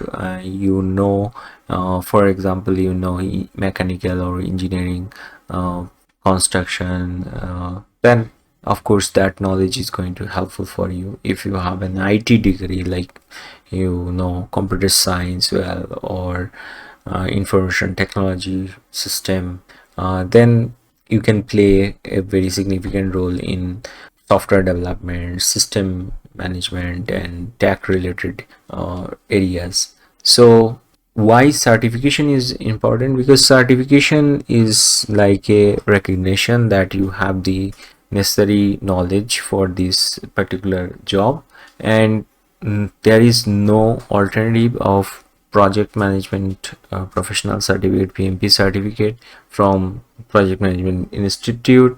And there is another certification which is known as Prince 2, generally popular in UK. And if you are a very beginner, I suggest you can go for Google Project Management certification, which is online. And I think this video is going to helpful to understand what is project management. One more important certification is about the Scrum Master. It is focused on agile project management. So if you have a certification on Scrum Master project management like CSM, that is also helpful for project manager. Now I think after all this discussion, now you have a clear idea about what is what project management means, and what are the things a project manager do in day-to-day activities, and how to break down a project using different part from starting to closure. Now, why project management related interviews are so tough, and although you know almost all the fundamentals, but it is difficult to answer the question relevant to project management. The reason is that most of the companies want to give you some situational question, and there is no proper yes or no answer or correct answer of this question, where it depends on how you look at the problem and how you are justifying your answer. So if you are preparing for a project management related interview, try to get these opportunity to focus on the question and explain it in a way where it reflects your experience, and you can articulate what you exactly do in similar kind of situation. Don't need to make your answer full of lot of jargons that relevant to project management, and end of the day that is not satisfactory for the interviewer. So here like you are going to appear in an interview where company is looking for a entry-level project manager. So as an entry-level project manager, you are not going to deal with a lot of planning stuff. You are very much focused on day-to-day communication kind of things, like a updating the stakeholder, like informing the team members about the progress and all those things. If you are at a very initial stage of your career and you are looking for a break, like you are looking for a role where you can show that you have the necessary skill to become a project manager one day, then try to find out a small organization where they are doing some kind of project that may be social work related or IT related, and here you present yourself like you are capable to do the project assistance. What does it mean? Project assistance means you are someone like a team person. You know how to do the relevant file management, data entry related tasks. You know good presentation, you have the basic skills to utilize the office automations tools like presenting a nice presentation, preparing a documentation, a little bit of data visualization if you are capable to utilize your knowledge of Excel spreadsheet or a tools which are very easy to learn, and with that knowledge you can prove that you could be a very good in addition to a team, and you are going to benefit the program or you are going to benefit the project through your day-to-day activities. So if possible you are not getting a full-time, try for part-time or try an intern first to gain some experience and work with people. Are you capable to manage people? Are you capable to lead them? And are you a kind of team person? So people person, that is very important for starting your career. Nowadays we are living in a world where networking is very fundamental, very basic requirement. You have to build your network. And what does it means? Like you have a good LinkedIn profile where you are doing your personal branding, what you are doing right now, and here you can get the opportunity to show your skills, like you can share some project details, like a case study. If you have some sort of network, like network of your own university and college, find out who is in the field of project management, communicate with that person, have a conversation with them, what is the guidance is necessary. If you are planning to complete the PMP certification, it is a step-by-step long process. You have to earn at least 35 PDU first, which required a basic understanding of project management before going to the certification part. And of course certification is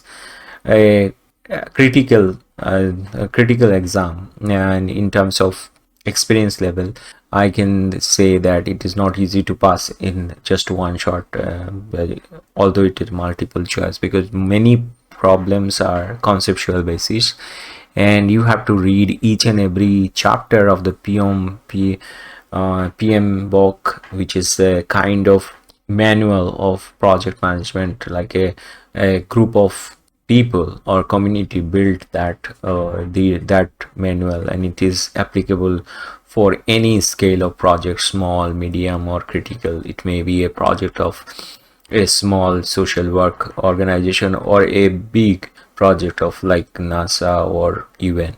So be online.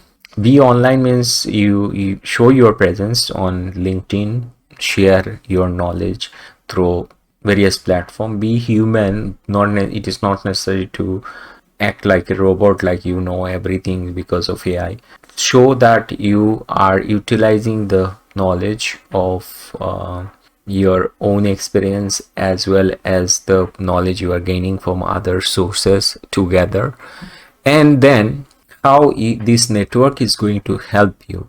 Because of network you will get opportunity to find out the right kind of hiring organization. You can find out an organization where your skill match your expectation, and you can build a mentor.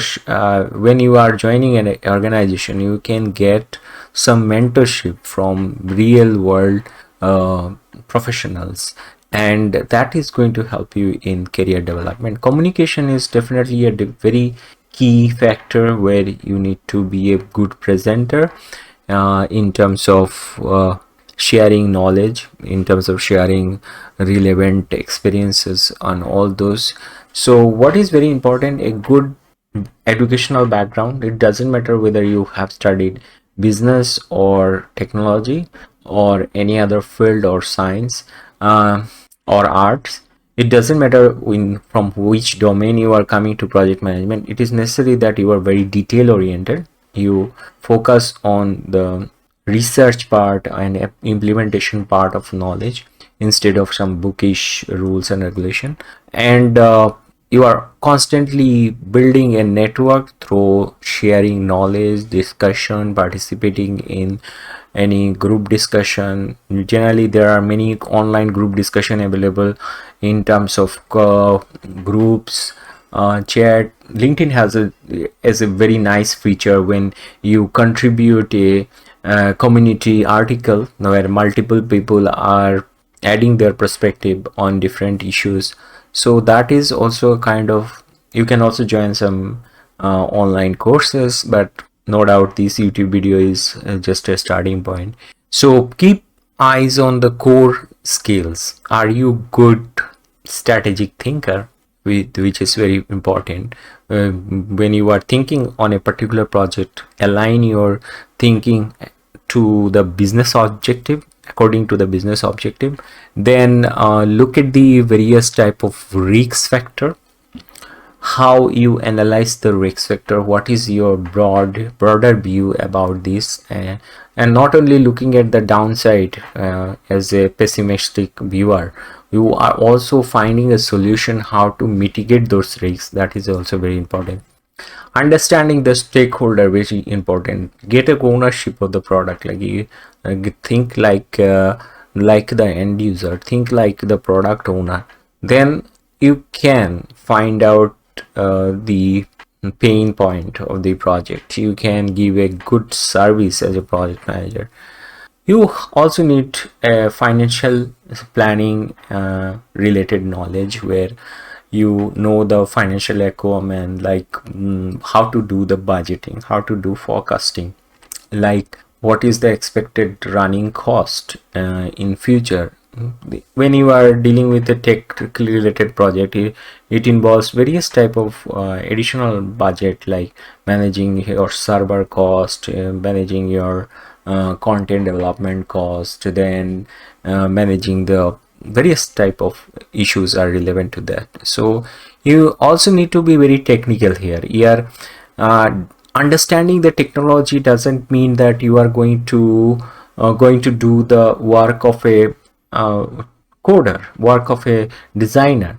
Here your understanding about technology is something like you are clear about the process. You know how much time is required for debugging, how much time is going to required for designing, if it is a tech related project. So when you are working on those core skills, and you are aware of using various type of tool and methodologies, then you can get more and more confidence over the skill set. So dear friend, what we have learned till now, here is a quick recap of the core skill of a project manager.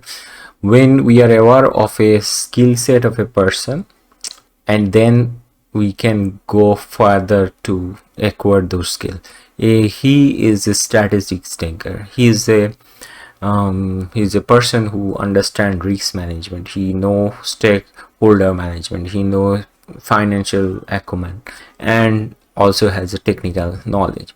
So when you are mastering all those skills, and then you are aligning those knowledge to your organizational goal. When your organizational goal and your job duties are not aligned, you are not actually adding value. For example, in a project, your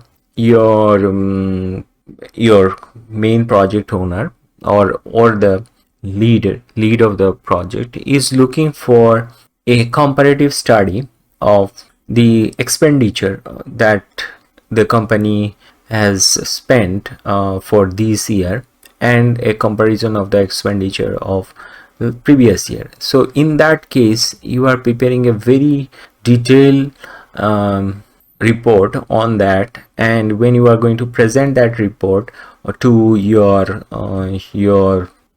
product owner, or when you are going to present that report to your higher C-suite person, they said, okay, you are wasting time because we are not exactly looking for so much detail. We want very specific detail.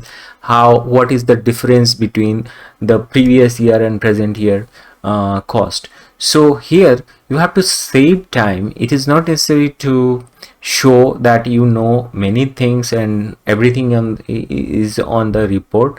It is also a wasting of time because your goal is not aligned to the organizational goal. So it is very necessary to find out what is your organizational goal and how you can mitigate that within a short period of time. That is a very important thing.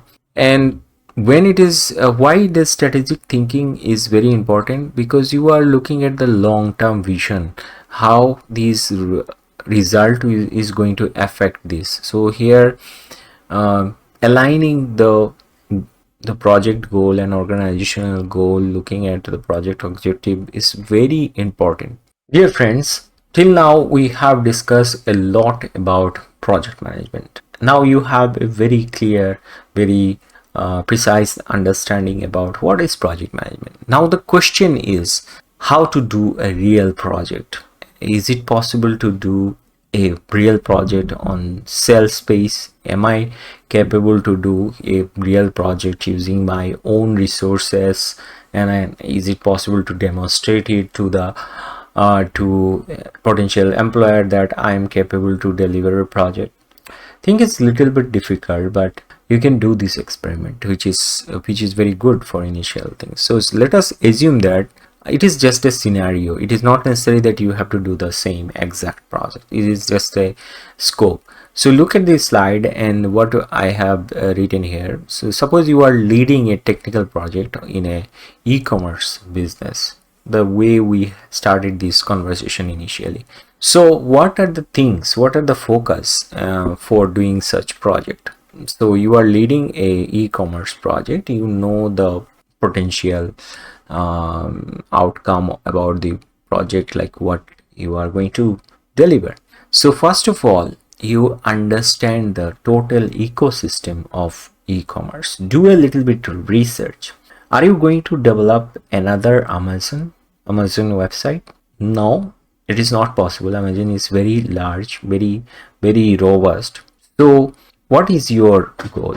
So your e-commerce project is depending on some specific goal. You are going to sell a number of products. So an e-commerce project manager need to understand the various component of the e-commerce system first, like what is your inventories, how you are going to manage your CRM, like customer related information, then what would be the payment gateway, how you are going to process the payment, and what is the data analytics, whatever information is involved in this business, how you are going to fetch that data for further analysis to understand how the business is going on. So it is just a simple e-commerce website. So here most important thing is, number one, you understand the website platform, how website manage the product related information. Then you know how to manage the payment gateways, you know how to manage the inventory and the customer relationship. Is there any marketing plan involved in this project? Also ask question, gather information. So do a little bit of research first before starting this project. Next, are you capable to do everything by yourself? No, because you don't have that experience of doing design, coding, development. No problem. What are the resources required for doing this? What are the platform available where you can instantly start this? So are you going to deal with the cross-functional team? So when you are going to deal with the cross-functional team, there is a point when you are going to hire people for this. Okay, so who are the people you are going to hire? Are they like person who is going to develop things, who are like an expert who can gather information about market, like they can do market analysis about the product. This product may be anything like virtual products, like downloadable products, selling product, or a software as a service. There are different kind of product available, or it is a physical service which you are going to ship to the customer address. So you also look at the legality of running this business in your particular geographical location. So after that, you also need to focus on the scalability of the project. Like in future, if there is an increase of the traffic, if there is an increase of number of transaction per day, if there is a very peak hour during a particular vacation or holiday time, how your application is going to behave or respond, you have to be aware about this scalability and the performance. Then take the initiative to define the project requirement. Now the next step will be hiring people, looking at their capability. We'll discuss this point by point, and that will give you a proper understanding of real project management. So let us assume that we are going to plan a e-commerce business that is in the digital landscape, and you are managing all the technical and operational aspect of the business. So in that case, as a technical project manager, you are going to understand the whole ecosystem the way I have explained it, and you are going to look at the whole cross-functional team, and you also have a vision about the scalability of the program, and as well as the objective of the program. So for understanding the ecosystem in a better way, let us research on the available e-commerce platform that are easy to install or easy to start. Maybe you can look at different options that are available in the market. So from your Google research, suppose you find that okay, there is a latest version of Magento is available. Magento is now a product of Adobe, because Adobe has taken over the Magento, but still there is an open source Magento 2.4. when I'm recording this video, 2.4 is available. Now do a little bit of research how you can install Magento on your local PC on a dock environment. As a project manager, just you are looking at the environment or ecosystem. I have a video on how to install Magento on a Docker. You can check out this in my channel. So then look at other option. Is Shopify is suitable for you? But there is a cost, recurring cost. If you go for Shopify, you have to pay a monthly cost to Shopify because of running this project. What will happen if you use Magento? You don't need to pay monthly recurring fee, but okay, Magento need a very special kind of hosting platform. Do a little bit of research which kind of platform is suitable for hosting a Magento website. If you go for Adobe based hosting, what is the hosting cost? Obviously Adobe Cloud is going to charge you more. If you go to another cloud which is little bit cheaper and you can save money initially, that will be a good option. Look at all those perspective.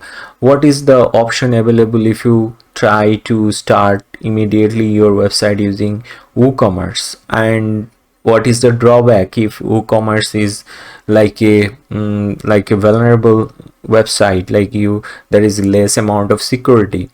So research on all those things as a project manager. Project manager is not just like a person who is like doing email and answering the email based on the current situation.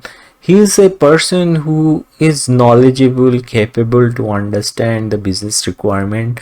So he is familiar with the architecture of the business. So here in this example, you are dealing with e-commerce platform, so you have the capability to research all those things. If necessary, hire some research or talk with the person who is expert in this field, consult with them, ask them specific question. If they are capable to answer from their personal experience, that will be helpful for you. So that is only about the website platform. Then move to the payment system. Now payment system is something you cannot build a whole system that is going to process your customers credit card related information and sending you money to your bank account, because this is or a whole complicated system that required additional development. So you have to depend on a third party service so that that website will process the credit card and that website will send the money to your bank account. So for example, PayPal, Stripe, these are good example of credit card processing website or payment gateway. We call it payment gateway. So it involves managing the smooth transaction, because security is a very important factor. You cannot ask your customer, give me your credit card number, I am going to deduct money from your credit card, because this is not something compliance to online transaction. Your website need a very secured payment process so that your customer trust the value of the website, so that you have to know what are the basic requirements. So there are many advanced standard available for credit card processing online, like PCI DSS standard. Generally website like Magento follow these kind of standard. So throughout the checkout process, you are not going to fetch the credit card information directly on your database.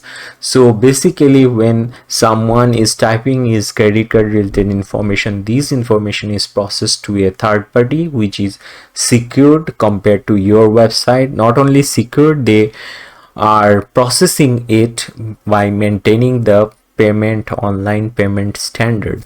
So how to integrate a payment gateway to your application? If it is a Magento, is it a default feature of Magento so that Magento can instantly process the order? Or if Shopify is processing the payment gateway, then Shopify is going to charge you for each transaction. So if Shopify is charging you for each transactions, how it is going to hamper your business profit? Because in each transaction, say if you are going to pay $2-3 to Shopify, then obviously you are not making enough money from the profit. So how can you optimize that profit level? By selecting a very comparatively cheaper transaction fee, which payment gateway is giving you the cheaper. So you have to look at the deeper side of this process, like you are looking at behind the curtain, like what is going on behind the screen. So that is one thing. Next is the inventory management. Now e-commerce is now a very competitive world. Here people want to see lot of information about your product, many images about your product. So how you are going to manage the images? If you are selling like a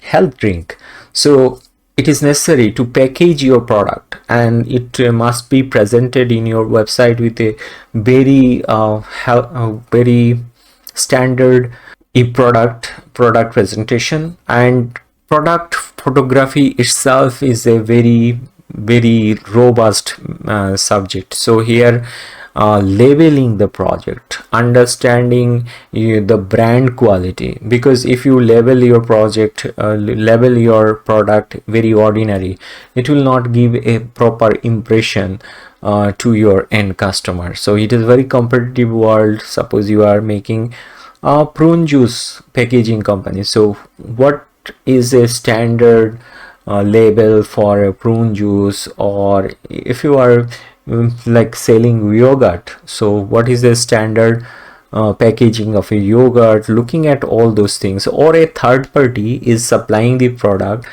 under your brand, then what would be the packaging? So looking at the packaging first, inventory first, where you are going to save your stock, and what would be the logistic? Is it like a warehouse based supply chain, like you are storing the product in your house or somewhere, and from your home address you are shipping this product to the customer address? Or it is a kind of Amazon based delivery, like you are storing a space in Amazon warehouse, and from Amazon warehouse you are directly selling to customer. You are not like keeping record of you are not like keeping the stock in your own store or something. So looking at this inventory related information is very important when you are looking at these particular challenges of the project. So a system, you need a system that is capable to maintain the track record of the inventory stock. It can constantly remind you what is out of stock, what is at the threshold limit. You need to update your inventory on regular basis based on the sale. When a particular product is sold or a number of product is sold out, you need to the system will need to automatically update the inventory. Generally website like Magento, Shopify and WooCommerce has these functions, so you need to test them. Really, are they functioning well in a test scenario? Because otherwise you are not getting confidence over the product that you are building. So implementing inventory management system include the all the aspect of the real time update, how your system is real time, giving you real time update. And is it possible to make a dashboard, KPI dashboard, like where you can see what is total number of product category, what is their number of stock, what is the sale, and all those things. Customer relationship is next, and customer relationship is very significant part in any business, including e-commerce. So in customer relationship management system, you are looking at all the interactive data, like your customer is giving bad feedback on your Facebook or social media page, how you are addressing that. If there is a bad review, okay, it's fine, go and address this and tell the customer what was the exact problem behind that, or accept the critical feedback in such a way that you are going to improve that quality in the future. So when customer is somehow engaging with your product through any kind of feedback or any kind of personal note about the product and his experience, take it seriously and address it properly. So what would be the process of managing those feedback, how you are going to communicate when customer is placing an order and refunding something, or customer reordering the same product. So all those stuff is part of customer relationship.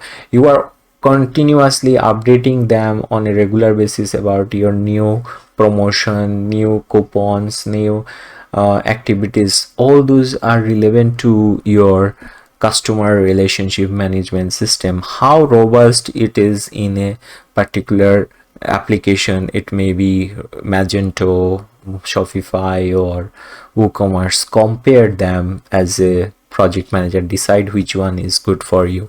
You also need a good data analytics skills here, because nowadays you have no idea about how your data is performing. That means you have no idea about your business, because data is now new communication medium. Because when your decisions are data driven, you can perform well. So you need data about your customer behavior, your trend of sale, which particular product is performing well, which one is more popular, where you are spending more money for selling a product in terms of customer acquisition.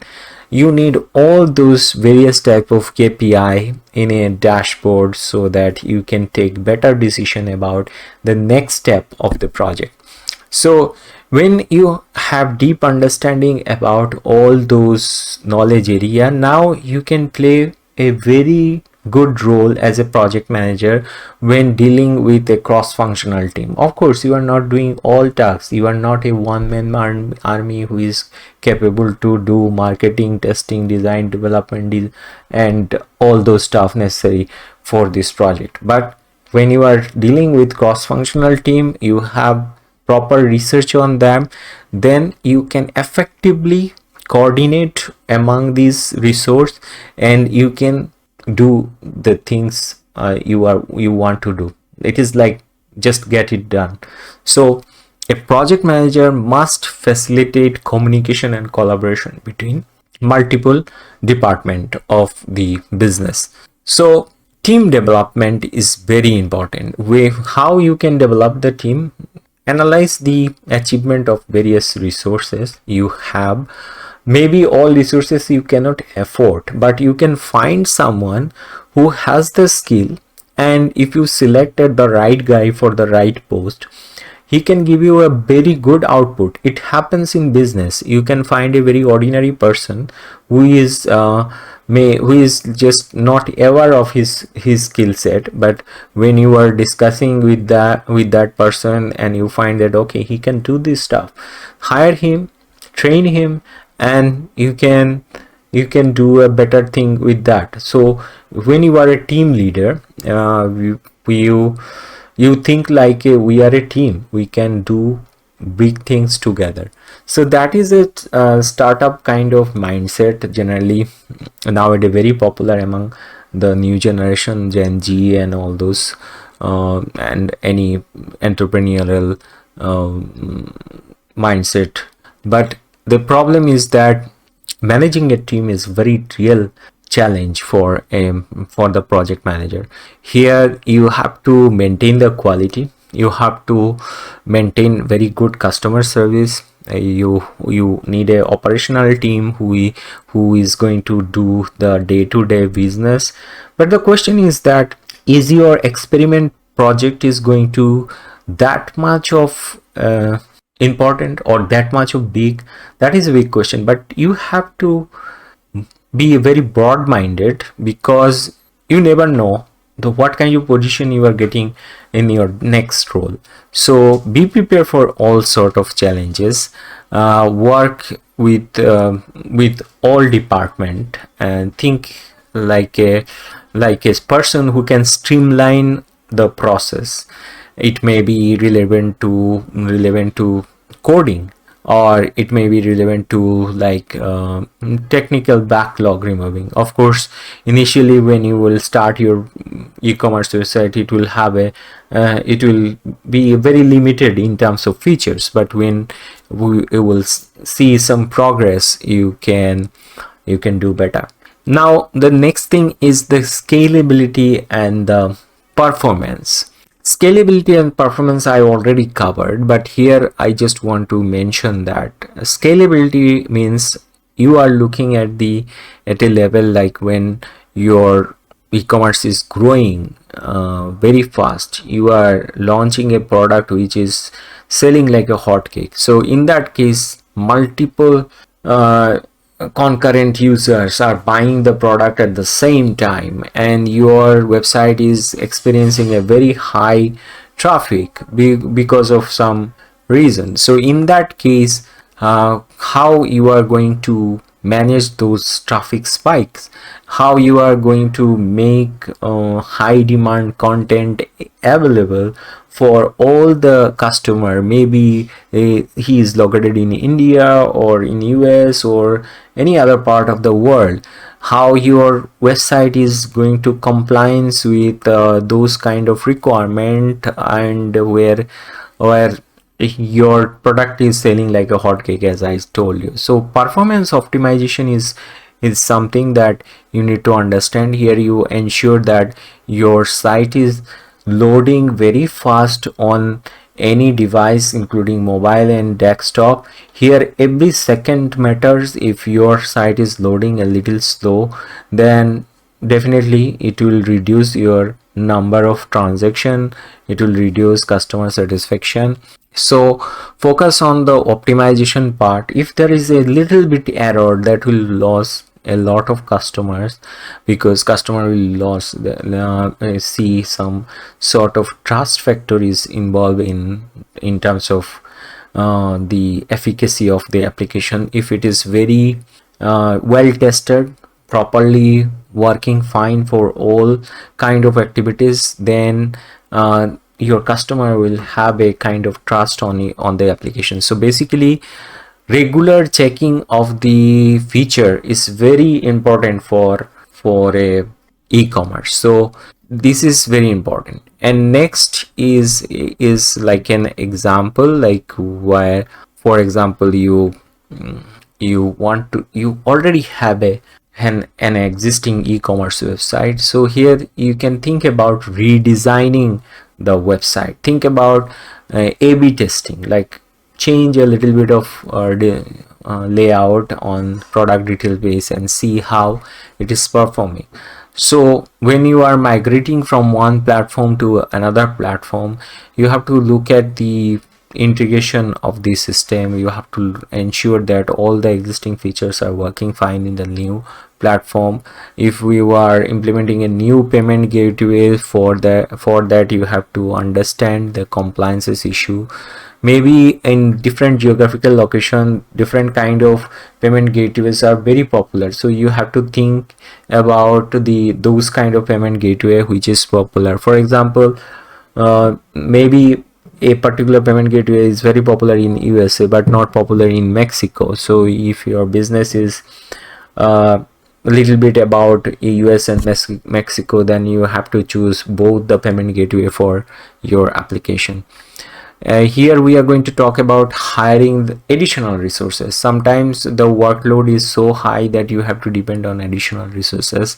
So in that case, how you are going to transfer this workload to a additional team? So in that case, you have to hire some freelancer on how to communicate with the freelancer. Of course, there are platform available, Fiverr, like Upwork, where you can get a freelancer very easily, but trusting on them and delivering quality work, this is very complicated. So you have to understand how those platform work, marketplaces work, if you want to hire someone from those marketplaces. And when you are assigning a particular part of the project to a team which is not in your in-house team, or then understanding their culture, their way of work is very important, and testing their work is also important, because you don't know the quality and you cannot trust on quality without testing. In fact, you have to be a little bit more kind of tester to become a good project manager in IT, especially IT. So what is the exact process of hiring? Like, you want to hire someone, so what is the process?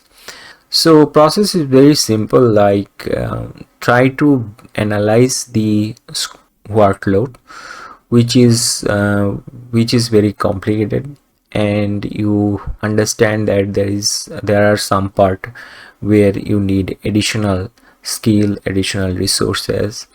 So in that case, you can consider transferring the workload to an additional resources, but it is pretty much like adding some additional people to a team and telling them to do the same work that you generally do on day-to-day basis. And sometimes it is also necessary to justify the need. Is it really necessary for the project? Sometimes it is also try to identify the risk factor of not hiring. If I am not going to hire, then what will happen? So you have to burn down the current team members work.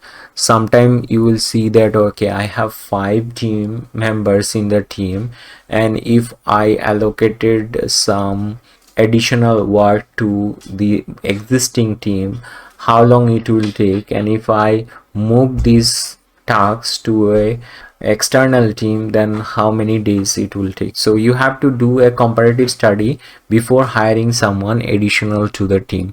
So it is also called the cost benefit analysis. So sometime it is very significant, because this is in real world, by cost benefit analysis you can reduce the cost. It happens frequently when project manager is not aware of the workload of all the team member. He request for new resources, and new resources actually doing such activities which is somehow increasing the cost of the project. And a project manager who is tactical thinker or critical thinker, he can burn down the existing members workload, and he can accommodate the additional workload within the team member without hiring a new people. So this is also known as the resource planning of the project. Generally, resource planning is a very essential skill for an advanced level project manager for smooth running of the project. So here you know, you are very aware of the skill set of your team resources, who knows testing very well, who knows design very well, what are the requirement of the project, and what are the existing team skill set.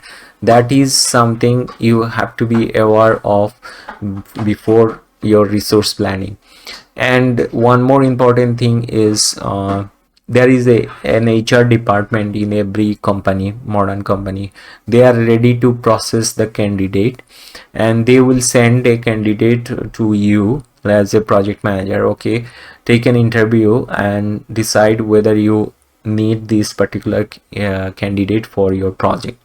So in that case, the HR manager is basically searching a lot of resource, sending potential candidate to you as a additional resource or additional resource to your team. As a project manager, you are taking the risk to hire someone, and you are also taking the risk of spending money on this higher resource, so additional resource, so that that additional resource is going to add value to your project. And if you are not capable to take this decision, then ultimately, because of you, the company is facing some sort of additional cost in the project, and that is not sometimes acceptable. So you have to maintain such a balanced situation, so that if you are hiring someone, he is going to add value to the project. So generally, project manager prefer to, maybe it is lower cost for initial hiring, but he is not going to give you output on day one because he has no experience. You have to train him to get the output. So you have to deal with the HR department as well. So develop a plan before onboarding, that what kind of member you want to add to your team. Is it necessary to train that person? How you are going to mentor that person? Onboarding process took a lot of time, like informing about the rules, regulation, informing the person about the way you are doing the work. So all those tasks is generally performed by a project manager, because he already went through the process. He know how to transfer that knowledge to a new person. So as a project manager, every day you are actually studying a lot of things about the project and the organization, and end of the day, if you are not capable to transfer that knowledge to the right resource, that is a wastage of time of organization and project and all those things. So what is the resource planning? So resource planning is like an effective planning that ensure that you have selected the right skill for the right project, and you are maintaining the project momentum for achieving the objective. Because end of the day, the stakeholder is going to ask the project manager what you have done by hiring so many people. They are not going to ask the new team member who has just joined your team and is not performing well. So end of the day, you are the questionable person, that why you hire so many people and I see no progress in the project. So be careful about hiring the right person. Again, take a time to analyze his skill sets and assessment too. So it is very necessary for a project manager to understand the skill set of the team member.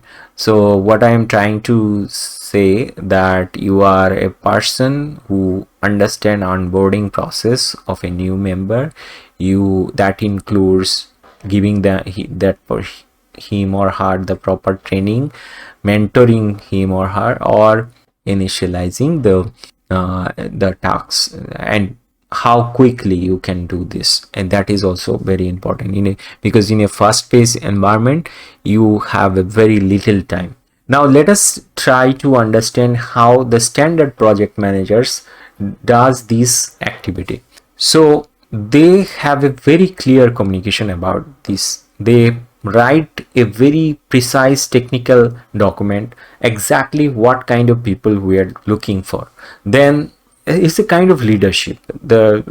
When someone is onboarded, he want to know more about his experience level, and he also want to analyze his output through the recent performance. If he is not capable to deliver optimal level of solution, then inform the HR manager that I want a replacement of this person because I am not getting the expected result from that person. So this is the way you need to shout out that okay, it is time to replace this resource because I am not getting enough mileage with this guy.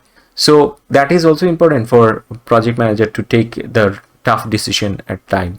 So developing, implementing and mentoring the acquisition strategy, and that is also kind of procurement process, and also maintain the contract activities. Because when you are dealing with a complicated project, the stakeholders are ready to cancel the contract at any moment, because if they are not getting satisfactory result about the project prospect, they are going to cancel the project, and canceling the project is end of the day no work for you.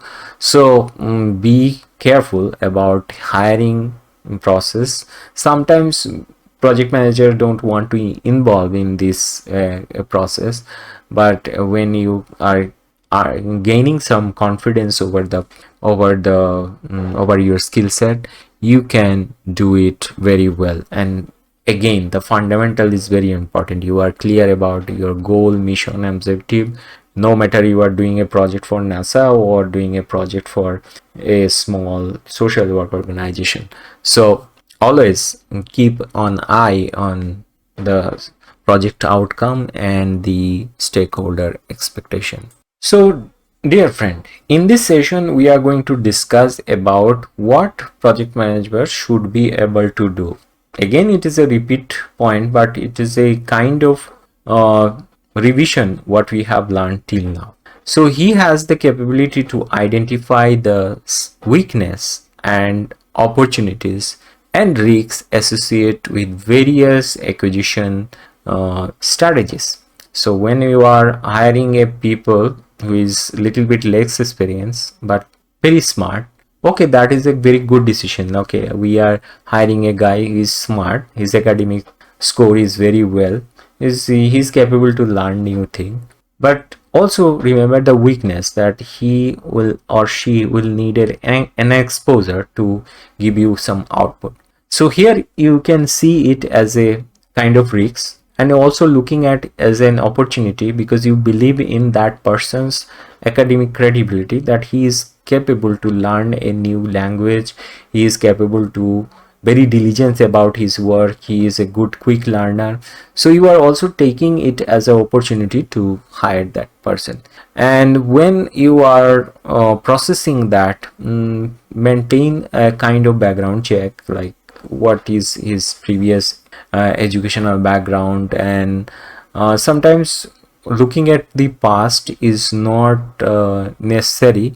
You have to look at the most recent present of this person, how he is behaving in terms of his knowledge, how he is exercising his craft, all those things. Then identify some product features that this new person can add value in that, whether it is in terms of marketing, whether it is in terms of designing, or adding some new strategy about maybe it is like a customer relationship building, all those stuff. So when you are capable to develop a proper SOW or the job description for this person, then you can test his skills on those area by questioning or giving that person some sort of real technical tasks. And if he or she is capable, then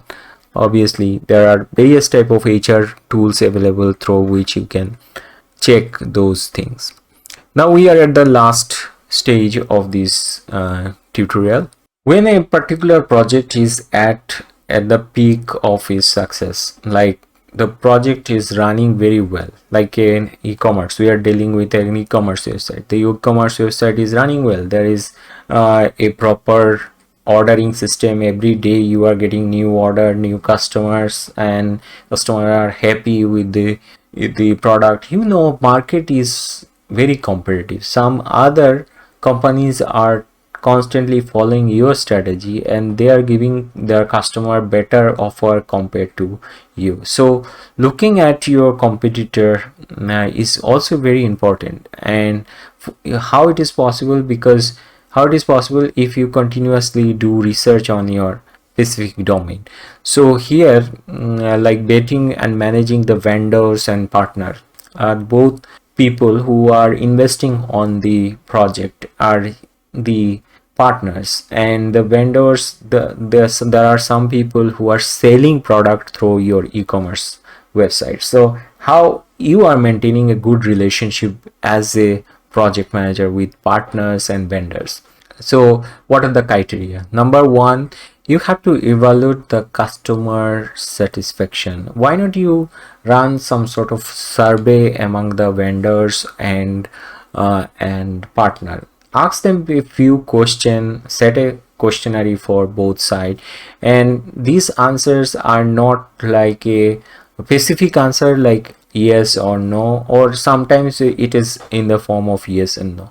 And based on those data, you can do a little bit of data analysis, and here you can get an idea about their experience about the platform. Here you can find out some drawback that where your platform is performing poor, and you can improve it. And you can also set some strategy for your next action plan. So define some clear deliverable, like when the project is already running, and look at the timeline when you can add those feature, whether these new features is somehow changing the existing features, and monitor the progress and performance. So betting and managing the existing performance of the web application as a project manager is a tough thing, because you can achieve some sort of success at a peak level, but the problem is that when you are reaching to the peak level, maintaining that momentum is very difficult, because it is itself as a new project. You have achieved a goal. Now how to maintain those standards? So for that you need to research. You have to contribute to the current evolution process, like constantly evaluate where we can make some improvement, and take every critical criticism, every feedback of customer and vendor seriously, and work on that. There should be a customer support section or a grievance section, whatever, customer grievance section. Take every input, look at all those grievance. As a project manager, it is not a duty of a customer service team like they are responding all the answer. As a project manager, you can do an analysis of this feedback. There are many tools available for the text analysis kind of thing in the AI world. You can create a kind of word cloud about their comment and all those things. You will find some prominent area where your company can do well compared to other. So what would be the result? So based on those analysis, you can use your expertise. You can do a board meeting or team meeting, how we can improve and address those things. What would be the cost of adding or removing this feature, and how it is going to make our application more reliable. When trust factor is very important, then quality is just like a supporting tool for building the trust. So rigorous testing of the application and maintaining those testing on a recurring basis, multiple iteration, all those things will make your application up to date. It is not like I have developed something one day and it will run forever at a same quality, same performance, because time to time your system, your business will show some sort of problem, and solving those problem and solving them on time, it is very important for any project. So be, as a project manager, you have to be very prepared for any critical situation, maybe bad rating, bad reviews, or defect of the application, or server failure. There are many factors relevant to this is possible. So you are aware of these kind of problem, which are kind of risks, and you have experience of mitigating. You have a proper plan of mitigating them. You have the right kind of expertise with you, because you are not going to solve every problem. You have to depend on a team for that, and you know who can do it better. You have an analysis of their technical skill, qualification and knowledge, and based on that, you are leading a very dependent team. So this is how project manager play a significant role in any business with his knowledge. And when you look at all those matrices, it is like a structural approach of ensuring that your project is very much mission driven, and you are always maintaining the quality throughout the running of your project. So this is like when you are driving a car. Obviously, when in the morning, you also check whether the engine is in good shape. You have proper oil on your tank. You have water on your radiator. Your all equipment are running well. Then your car will go to the destination.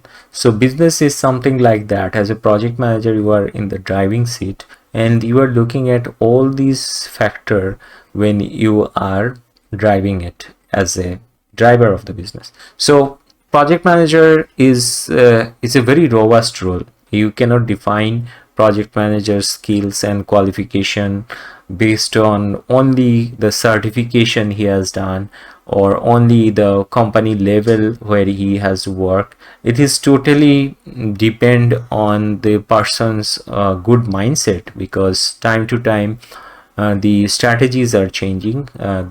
If the project manager is not aware of the changes, he is like someone who want to continue all the traditional knowledge that he has learned like 10 years ago.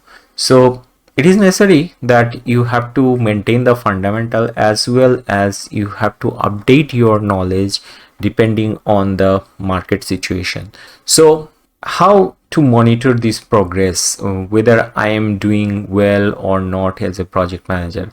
Am I regularly reviewing my checkpoints, like when it is a matter of I'm talking about e-commerce business? So what kind of issues I am addressing on every week as a issue that need to resolve to improve the application? This is how actually big projects are improved. This is how like one day Facebook and Google develop their product.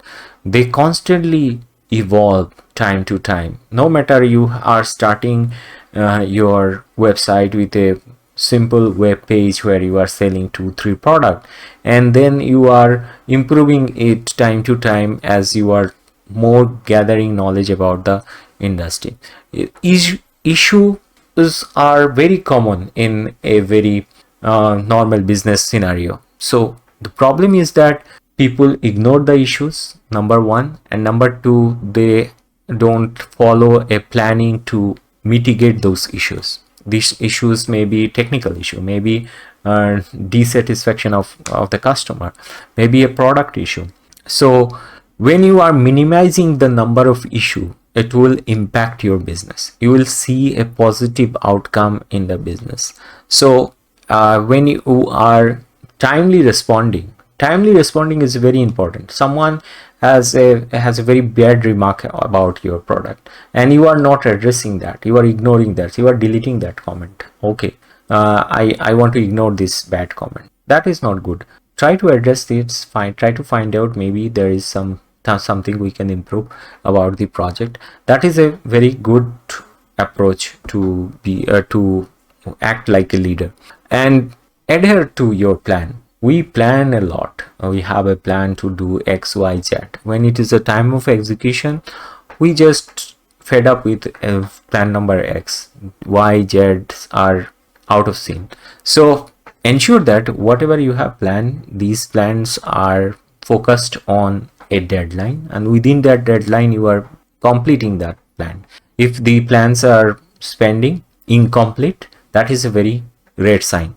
And project managers, there are now many softwares are available, so you can make a list, you can check what are the pending tasks, and project manager tools are automatically reminding you what is pending, what is going on. All you need to look at your project management dashboard, and there are different way depending on the organization how you are going to look at the project management dashboard, but it is very necessary to address them on time and take action as quickly as possible. Now there will be some challenges in a project management role, because one person is not capable to satisfy everyone's requirement. It is a very common factor. You have some limitation of knowledge, and sometimes you will face something very new, which is, for example, here I just want to do a case study on one challenges. Suppose your e-commerce website is now want to deliver the product on a very popular marketplace, and marketplace has a specific API or a application or a kind of documentation they have provided you, application programming interface, or a EDI, which is known as electronic data interchange. So how you are going to send your product related information to that marketplace, that is going to be a challenge for you, because now you want to sell your product from a different platform, and that different platform will only accept if you satisfied those application programming interface. Now you are not a developer, you don't have exposure of coding, you never write a single line of code in PHP, Java or C, whatever, but you are a project manager. So how to solve this problem? That is a problem. So first of all, you need to read and study what exactly API does from a very layman point of view. Now API generally kind of a windows of communication between one software to another software. That is a basic understanding. Now there are different type of communication available for sharing the data in real time. So that means you want to send the data of your application to another application in real time. For smooth integration, generally software A provide some sort of documentation to software B, and software B follow this documentation and write a code so that it can smoothly transfer the data to software A. So basically it is a communication between software A and B. So when you are connecting your e-commerce website to a CRM, and CRM is maintaining the inventory, and CRM is providing you an API documentation, so you have to read those API documentation as a layman. You are not a developer or a coder. So try to understand how product related information will be transferred, how the inventory related transformation will be transferred. Ask your developer to write some demo code so that you can see that the information is transferred at real time to that demo code. Now when you are testing that demo code, you will find that okay, I'm very satisfied that our data is transferring to the CRM at real time. So that is how you are maintaining the quality and assuring that okay, our project goal or objectives are fulfilling. Now process it. Now hire the testing team, or maybe you have in-house tester. Ask him to test each and every point. Ask him to provide you the proper test report. Now try to understand the test report. For understanding the test report, you don't need to be a very robust tester, because you know the language how the tester has written this detail. So go through it and find out where exactly need some sort of interventions. Go to the development team and ask, this is the point we need to address, this is the point where we need to give more and more priority because it has a positive outcome to the results. So in that case, you are more active as a team member, as a technical project manager. Similar thing happen when you are integrating your application to a electronics data interchange. So electronics data interchange and application interchange are two medium of communication between two applications. So it is also like a standard format how generally transaction related data are transferred securely, how the shipping related data are securely transferred. You know, when you are developing a standard e-commerce website, you have to depend on a shipping API like FedEx or UPS. How FedEx and UPS is going to fetch your transaction related data and confirming that they are going to ship your product. Is it possible to track the shipping from your website so that your customer, when log into their dashboard, they can track where exactly their product is right now? Is your application is providing a tracking code from UPS or FedEx that their product is delivered or not delivered, just like Amazon does? So these are basically application programming interface integration, and you need awareness of this to become a technical project manager. And here data consistency and security is a big issue, because you want to make sure that all the information are accurate, up to date and protected for any unauthorized use. You want to protect your application from any unauthorized use. So dear friend, although project management is just day-to-day activities management and getting things done, but in every domain you have to be cautious, very detail oriented to become a very good project manager. Now do a little bit more study on API integration. Look at how real-time data sharing works. Nowadays everyone looking for a AI based integration, how AI can be implemented to a e-commerce website. Are you capable to design a chat bot using any AI tool, so that somebody coming to your website typing his or her requirement, and chatbot is just answering the exact product? Like your website is selling, say, a chips or kind of health drinks or a kind of energy bar. Now he is just typing, I need a energy bar which is gluten free. Now your chat bot is responding, we have energy bar A B C D, a list of things. Is it very interesting? Now how you can implement those AI related tools in your application, you need to research and do a kind of up-to-date study about these to become a good project manager.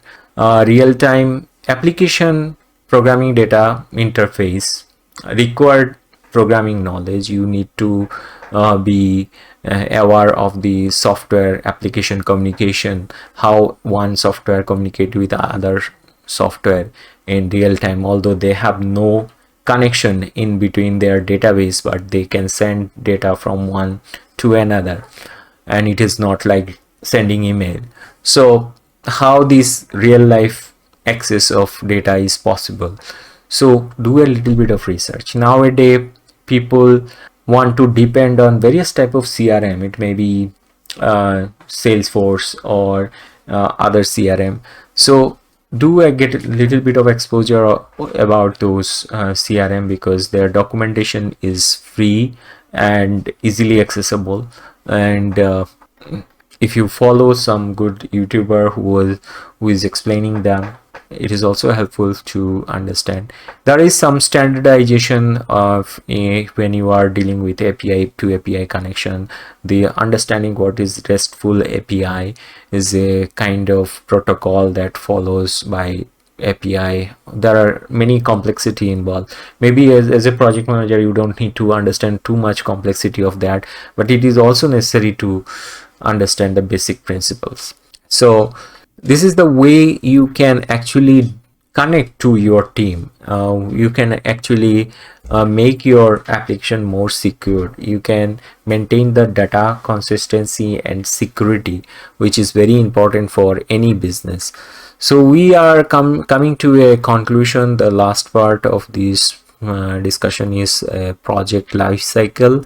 So basically, what is a project life cycle? Like a software development life cycle, we already aware of this SDLC. Maybe it is very common in the world of software engineering. So then what is project life cycle? So project life cycle include the key decision point, which is also known as KDPs, and life cycle reviews, and principal document and govern the conduct of each phases, including project closeout and decommissioning or disposal. So basically, if I break down this definition, then you have to define the key decision points where you will decide that okay, we have achieved the milestone. There are some points when you are going to review the life cycles, and it is based on some principal document that you initially create for governing your conduct of all phases. So that includes after all these tasks, you are going to do a kind of closure where you are in a position to finalize that the project is executed properly. And as a project manager, you are taking care of the performance of all the team leads, and in a project lifecycle activities, you are deciding who is going to play what kind of role, and you are also aware of the whole life cycle. It includes plan, design, develop, test, implement, and maintenance of the development life cycle. So here you can provide some technical consultancy when you are very detail oriented. You are looking at every aspect of the engineering. Maybe it is a software development or a rocket science, it doesn't matter. See, you are adhere to cost, schedule, technical performance and risks. You identified the project requirement very well. You are very mission driven, and you are always taking decision based on the organization goal. Your the thought process is scientific, technical and data driven. You are not limited to some areas that this is my job and this is not my job. So at any point of time when it is a matter to give a support to a team member, you are like a go-to person. Like you can dive into a situation, and okay, you can review the scope, deliverable at any point of time. So there is option to descope anything, like okay, depending on the current situation, we are removing this part because it is not satisfying the current requirement. So at any point you can talk about the schedule, budget and administrative tasks. Although those are like a housekeeping job, like you are doing the same kind of job every day, but not every day is same in a project manager's life. So you must have some basic requirement, like your day-to-day activities. You have some commitment for your family person and all those things. So you have to maintain work life and personal life, so that project management is not going to overwhelm you because you are not getting time for yourself, and you are not so busy about your personal tasks that you are forgetting the scope and responsibility. So you have to maintain a kind of balance here. Now here is a quiz for my viewers, because you have checked these video for so many hours, and thanks for all those effort. Now the basic question is, what is the primary goal of a project management? So you have 4 options, and interesting thing is that you can also see the correct answer. It is achieving project objective and within defined constraint. Now what are the constraints? That is a tag question of this question. Find out it and write it in the comment section below. Next question is, which of the following is not a phase of project management life cycle? There are many options: initiation, budgeting, execution and closure. So number 2, budget is not a phase of project management life cycle, because budget is something that out of the life cycle. And is project management, what does the triple constraint refers? So triple constraint is like a triangle. So it includes scope, cost and time. If you increase scope, time and cost will increase. If you reduce cost, time and cost will reduce. So these are the triple constraint of project management. Next question, which methodology is commonly used managing complex and adaptive projects? So obviously waterfall is not applicable, because in waterfall you define the scope first, and then after completing a phase you show the product to the customer. And agile, it is adaptive project management, like you are changing the scope depending on the customer requirement. So changes are welcome in agile project management. What is the role of project manager? So what is the primary responsibility of project manager during executing the phases? So first and foremost thing is monitoring and controlling the project work.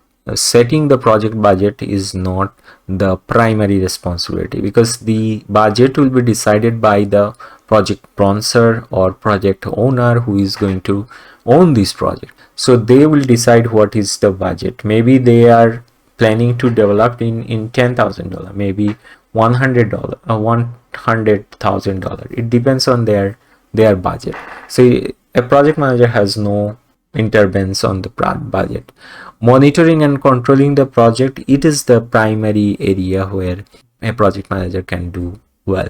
Identifying the stakeholder, it is not the primary responsibility. Writing the project charter, of course it is a duty of a project manager, but it is not the primary task, because primary task is monitoring and controlling the project work. Project manager is responsible for managing A, B, C, three options. Which option is correct? The option C is correct. The project scope and time and cost. Why the other options are not correct? Because project deliverables are only dealing with project deliverables is not the responsibility of the project manager, because deliverables are decided when the scopes are defined, right? So during the documentation process, before starting the project, the scopes are defined, deliverables are defined.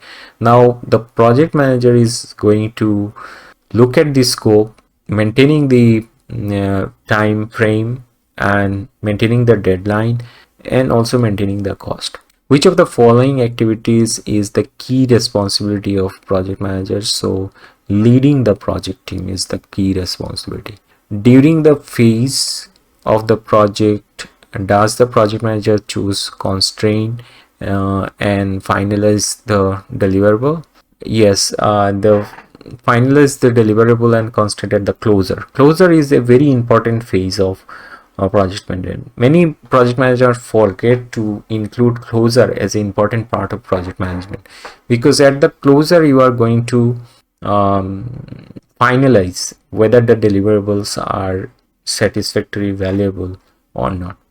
What are the transferable project management skills? So active listening is one of the transferable project management skill. It is very essential when a stakeholder is talking about his product. You are actively listening them, taking note of these points, and also asking a question where things are not so clear, because sometimes when you ask a clear question you can get a better idea about the outcome. Now negotiation skills are particularly important for a project manager. For what reason?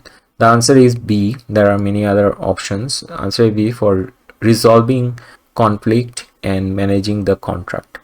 So when you are managing the contract, you are defining a list of items that are deliverable. We are defining where you are going to put your effort to solve the problem. So when a conflict arises, the stakeholder generally question, I am not receiving the deliverable item because of this reason.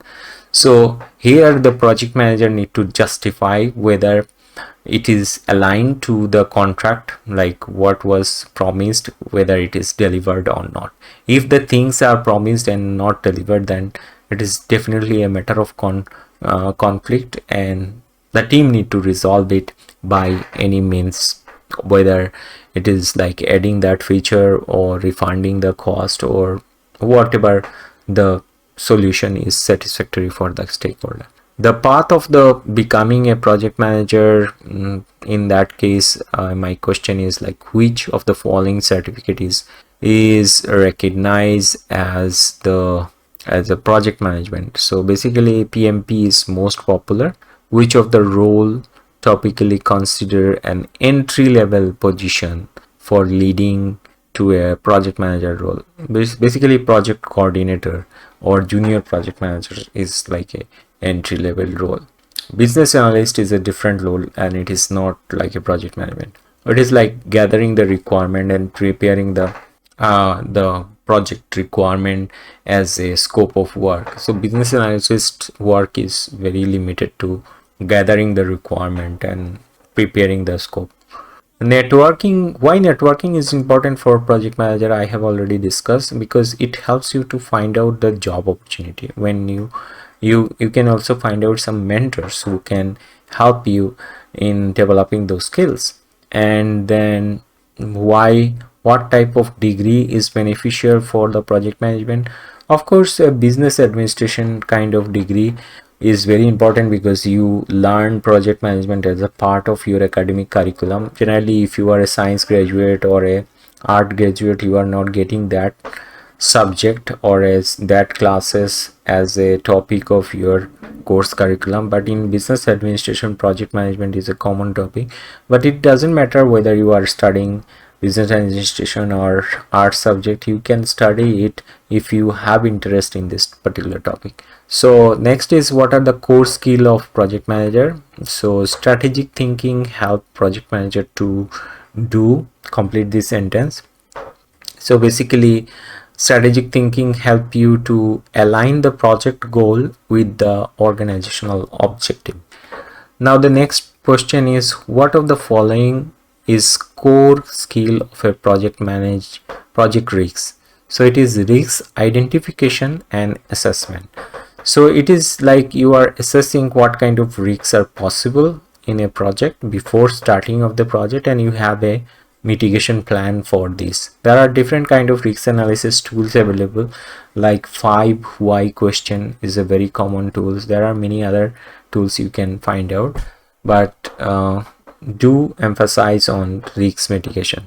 Next is stakeholder management involve which of the following option? So it is identifying, analyzing, and engaging the stakeholder. Which skill is critical for managing the project budget and ensuring the cost control? It is financial acumen, because financial acumen is associated with the budget. Leading technical project in a e-commerce website. What is the primary focus of a project manager in a e-commerce business? So there are 4 options, like increasing web traffic, ensuring scalable and performance for the platform, and design the company's logo, writing the marketing content. So here B is the correct answer, because ensuring the scalability and performance is very important focus. You can design a logo by a marketing team. It is not your matter like designing a logo. Of course, you can give some input, but a marketing team can define this work very well compared to you. Designing the writing is a content writer's work. Ensuring the web traffic is like a SEO or digital marketing team's work. But ensuring the scalability and performance, it is project manager work. So now you understand in a real life business scenario how tasks are divided into team member. A cross-functional coordinate in e-commerce project typically involves what of this option, A to D? B is the correct answer. All department include marketing, operation, and then customer service. Next question, what are the key challenges when managing a technical project for an e-commerce business? The main challenge is ensuring seamless integration of various systems, because nowadays e-commerce are very complex application, because you are integrating multiple channels together so that you can streamline these services from different application, and your business runs smooth. So it is like integration of various systems together. Now the next, an example of critical technical project in a e-commerce scenario, mitigating the e-commerce platforms and challenges and scaling them. That is the big question. Now the next question is recommending hiring resources. When it is a matter of hiring resources, how a project manager plays a significant role. The need of additional resources is typically determined by whom. Answer is a gap between the available resource and the project demand. So as a project manager, you are going to find out the gap between the available resource and the project demand. Now when identifying the need of additional hire, a project manager should do which of the following option? Answer is A, present a detailed analysis of the scope, timeline, and current capacity. Current capacity is very significant. You need to understand that you have a team of 4 members and how much output they can do within next 1 week. Do you need any additional resource for that? You are going to decide. So collaborate with which department is crucial for additional resource. Of course it is HR, because sales, marketing, legal, they are different. They are not going to hire people for the HR, or human resource is going to hire people. So what is the main objective when recommending the hiring an additional resource? It is very important to enhance project team's ability by meeting the deadline and deliverable. So you are going to hire that guy who is going to add additional skill to the team, because you already have a person who has skill XYZ. You are not going to hire the same person who has the similar kind of skill. You are going to hire someone who has additional skill. So next is when you are dealing with what are the step in vetting a vendor and or partner. So it is evaluating the vendor experience and expertise, then setting clear expectation with vendors is crucial. Why? Answer is avoiding miscommunication and ensuring deliverables are met. So basically miscommunication is a very big giant or villain in the project management world, because of mismanagement happen. So miscommunication means customer is saying ABC and you are understanding like ABCD extra, or you are understanding less ABC. So you have to understand every point of what your customer is saying. If you are understanding a little less, okay, that is a miscommunication. If you are understanding a little more, that is also a miscommunication. Now regular review of the performance is important. Why? There are four options, A, B, C. Answer is ensuring the project remain on schedule and on budget. I gave you an example of checking your car, petrol, gas, brake, accelerator, everything.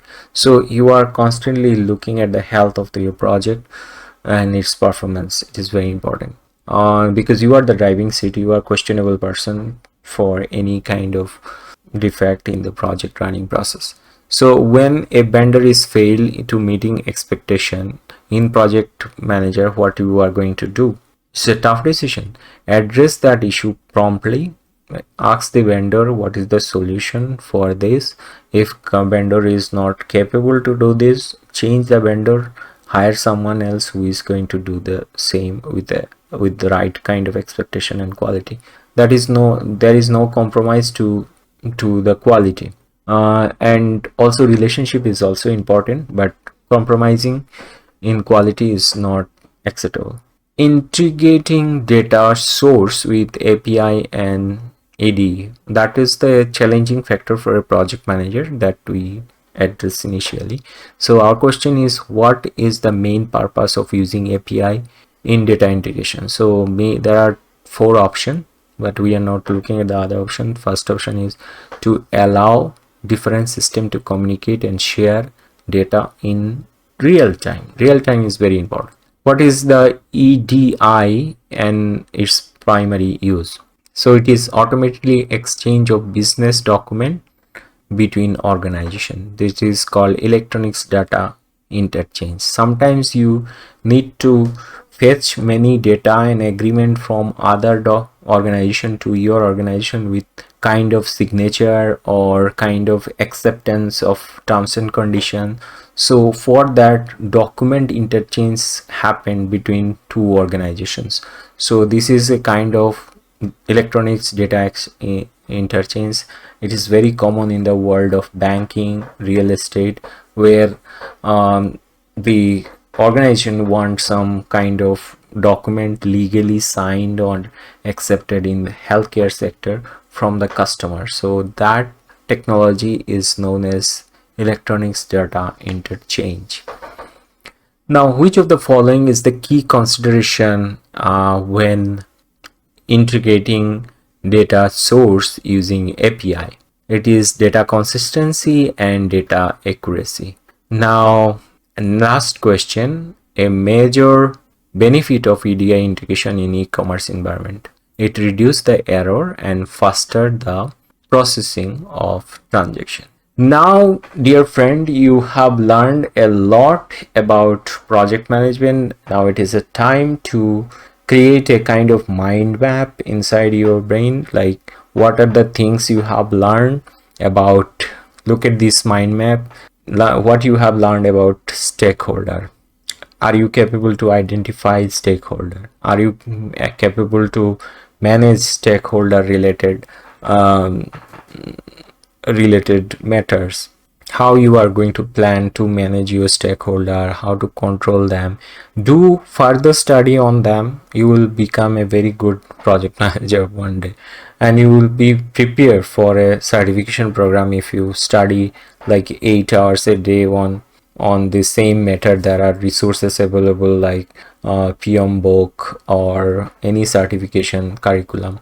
There are tons of video available all over the internet, especially on YouTube, and this is just an initiation. So stakeholder related knowledge area is a bunch of knowledge.